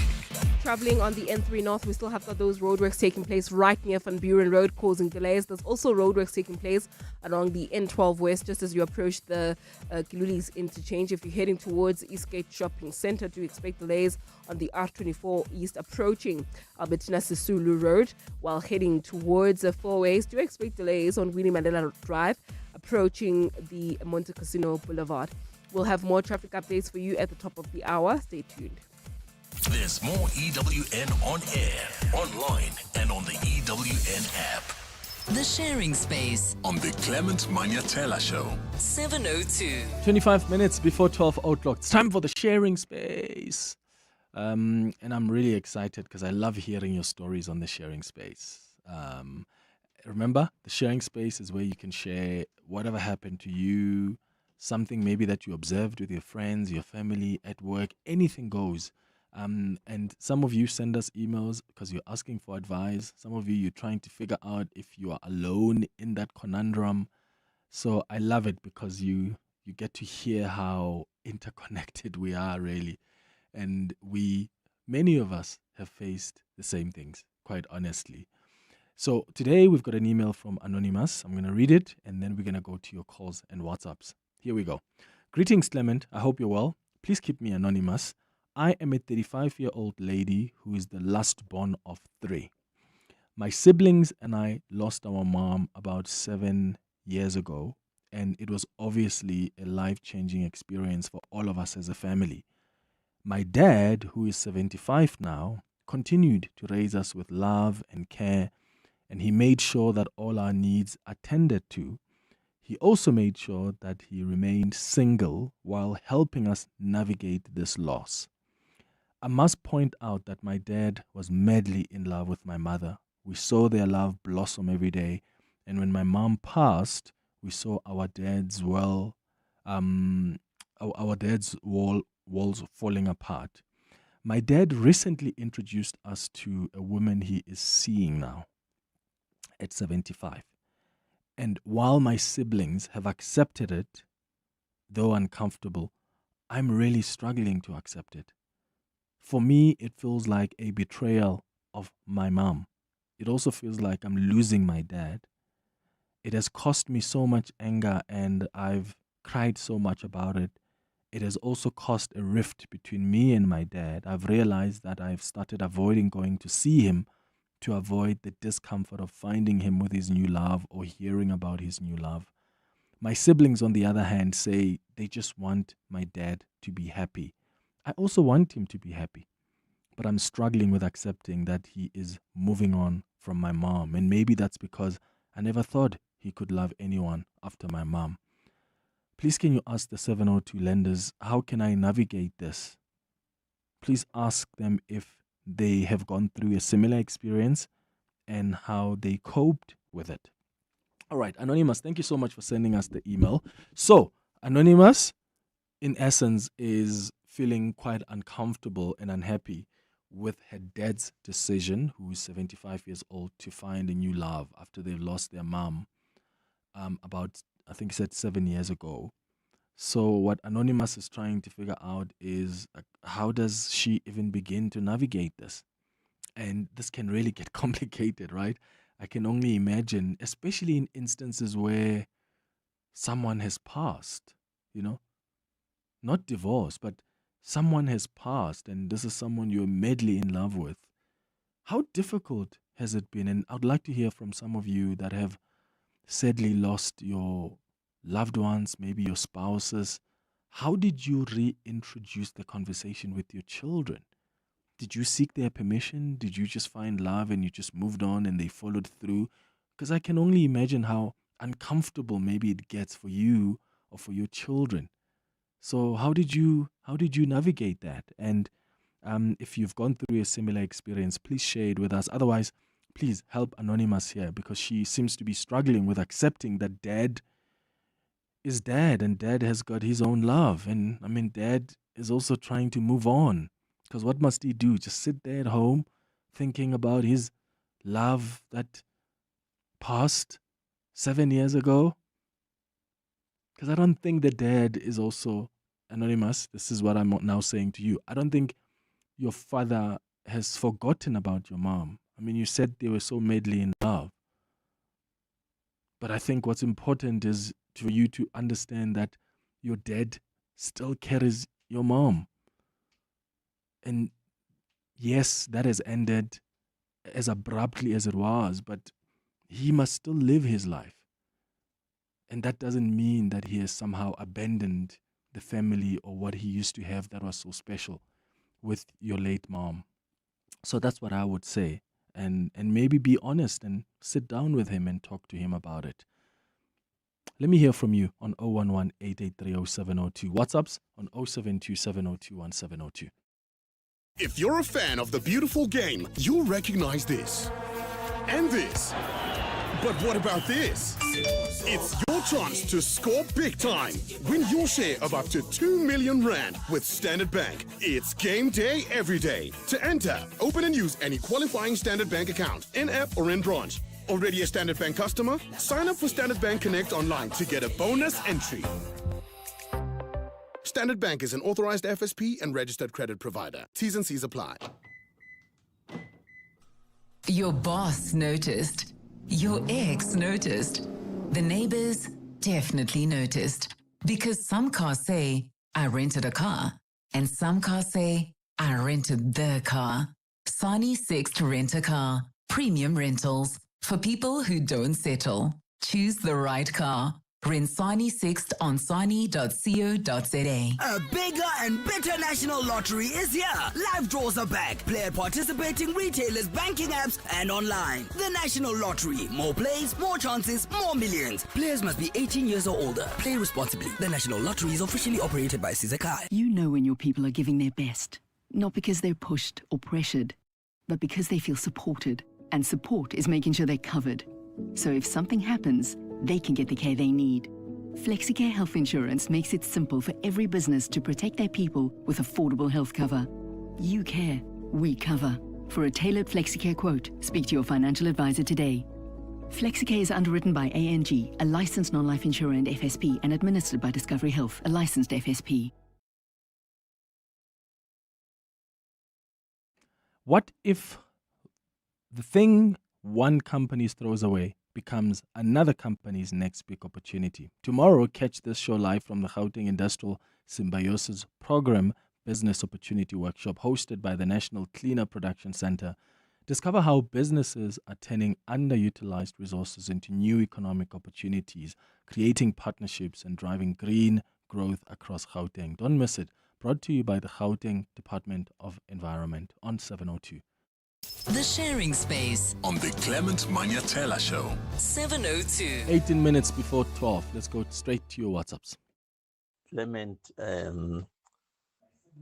can you please tell Anonymous to get life? She can't expect the father to be alone at 75. So Anonymous must just get life. Clement, I can relate it to the listener. I also lost my mom. My dad was about to get, can I say, psychotic. But then when he found love, it was not easy. But then for his well-being, I had to accept, though it was not difficult. Can Anonymous please think about his dad also, that he deserves to be happy? It's not like he cheated on the mom, but the mom passed on. That's my take on that. Hi, Clement and your listeners. All I can say to Miss Anonymous is that she must just imagine, she must just put herself in the dad's shoes. If she was the one who has met someone that makes them happy and would like her children to accept the relationship, how would she feel if then the children turn around and said, we don't want to accept this relationship. That's what I always do in situations. You just turn it around. You imagine yourself being in the same situation and how you would like for your children to accept your new relationship. Thank you. Bye. Hi, Clement. I'm just listening to the 35-year-old lady. Clement, we all need love. 75-year-old man, he needs companionship. Maybe Hasil love Elia, the mother. Maybe it's just companionship in his old age. She needs to just focus on her love life. And the father is also focusing on his love life. You know? It's good to be loved, especially after like 7 years the mom passed away. She needs to chill and focus on her love and enjoy and embrace how the dad's a new person. Thank you, Clement.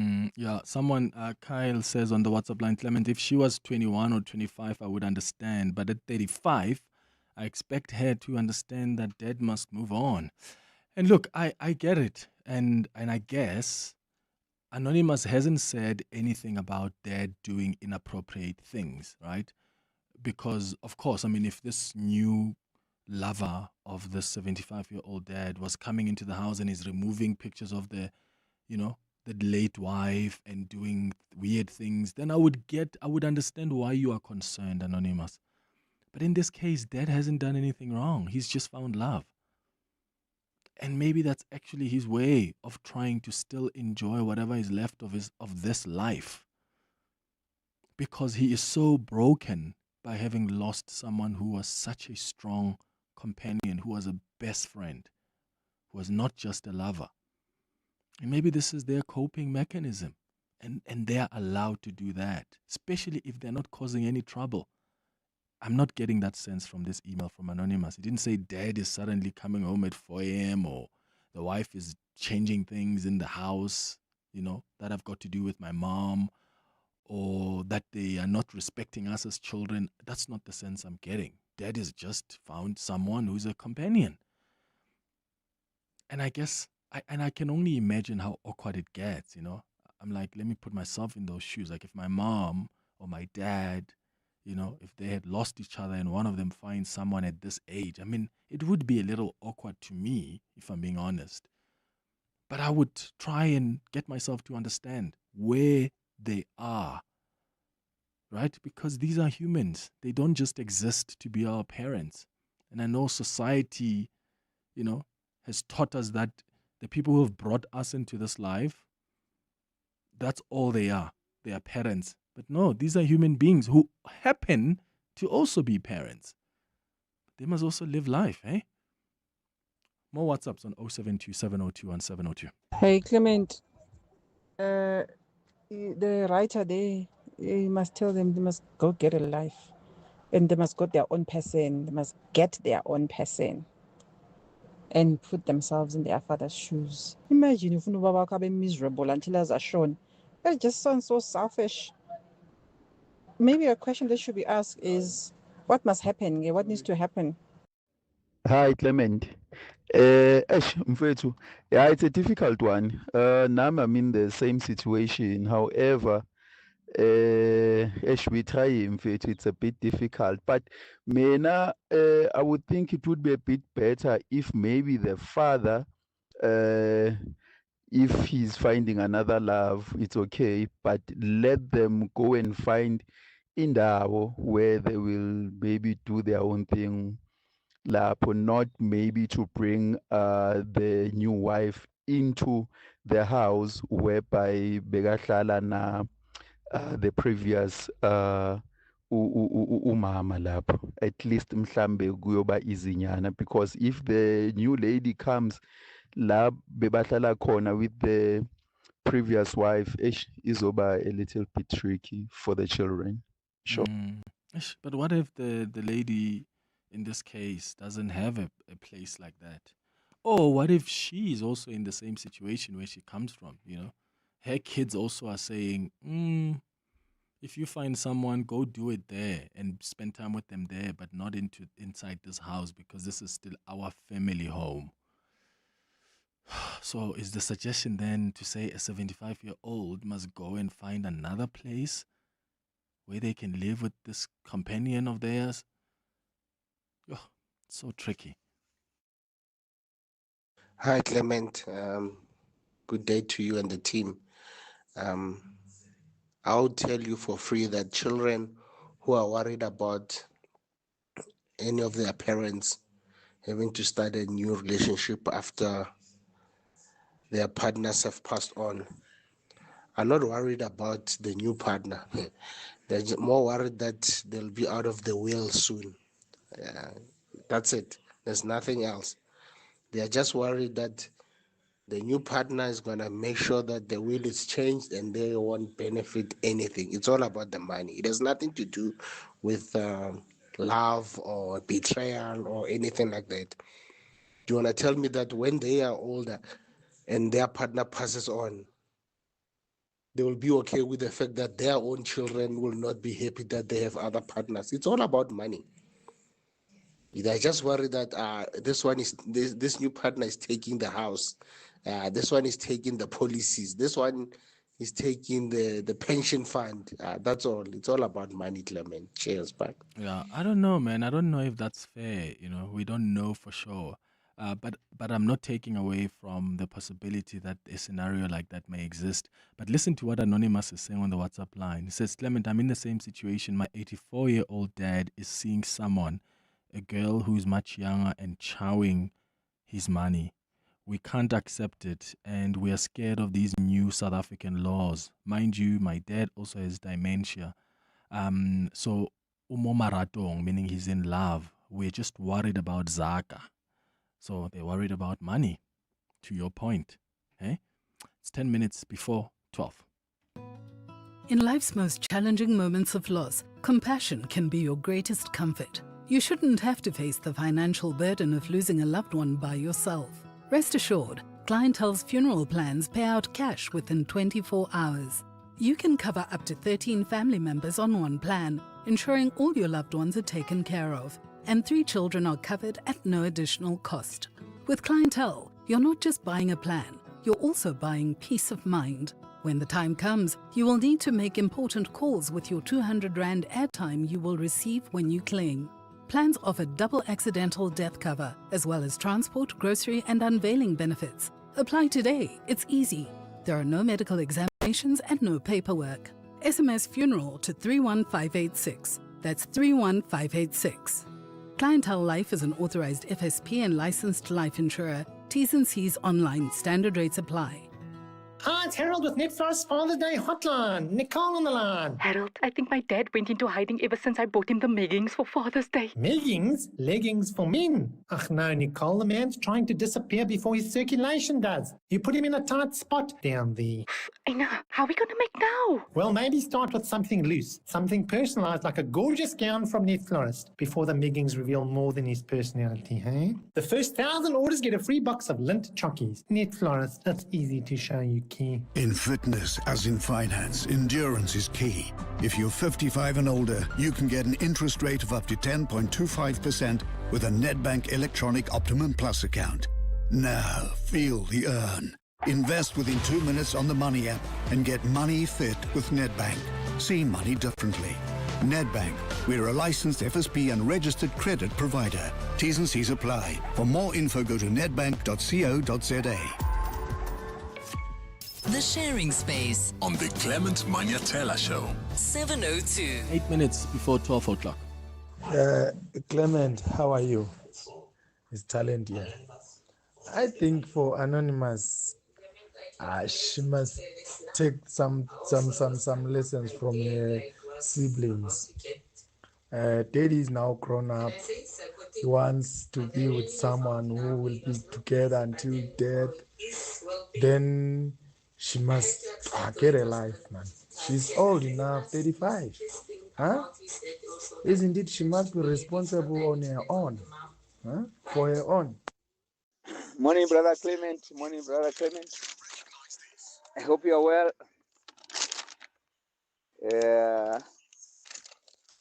I mean, just a piece of advice to the caller who called now concerning about his dad who is 75 years. I mean, there's nothing much you can do. She must release her father. She must leave her father to enjoy. The mom passed on. she cannot bring her back. Things do happen. We are meant actually to die here in this life. We don't live forever. So release your father. Let him move on. Just that.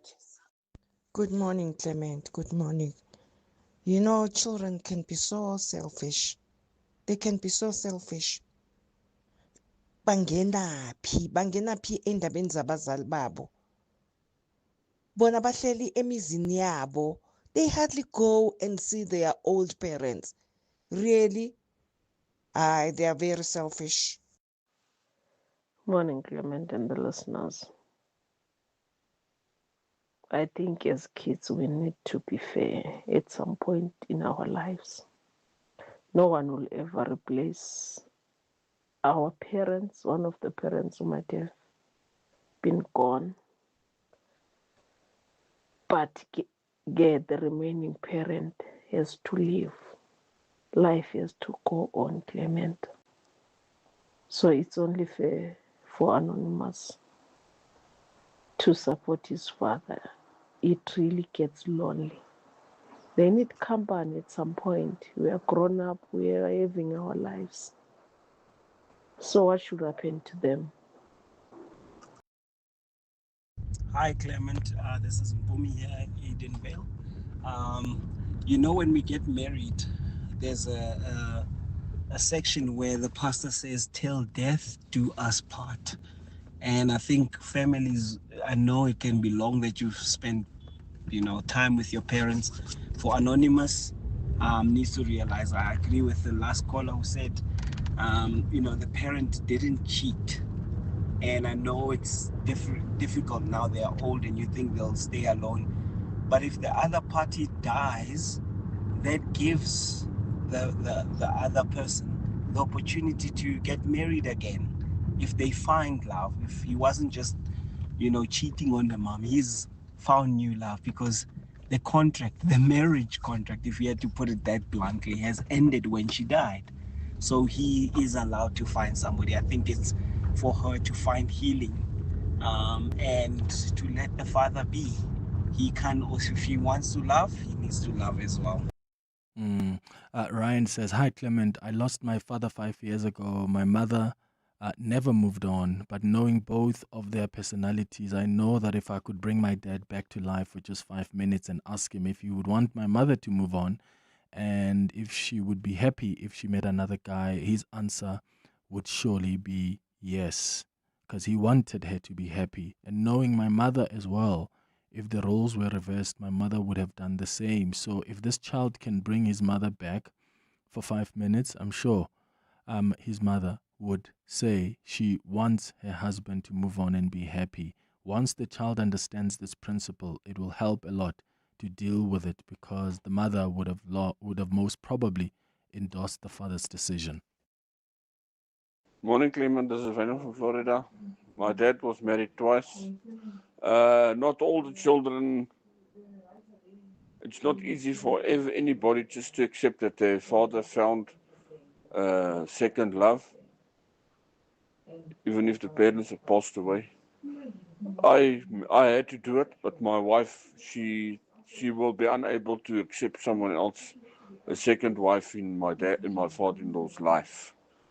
Yeah, it's just some children will find it very difficult. Your neighbor's geyser burst. Now they're arguing about what's technically covered. Turns out it was the geyser, not the damaged ceiling. When yours burst, you called Suntom's 24/7 emergency line and a plumber was on the way. No debates. You insured nice, not twice. Get free home emergency services with your building cover online or call 0860 444 444 to get a quote. Suntom, this is freedom.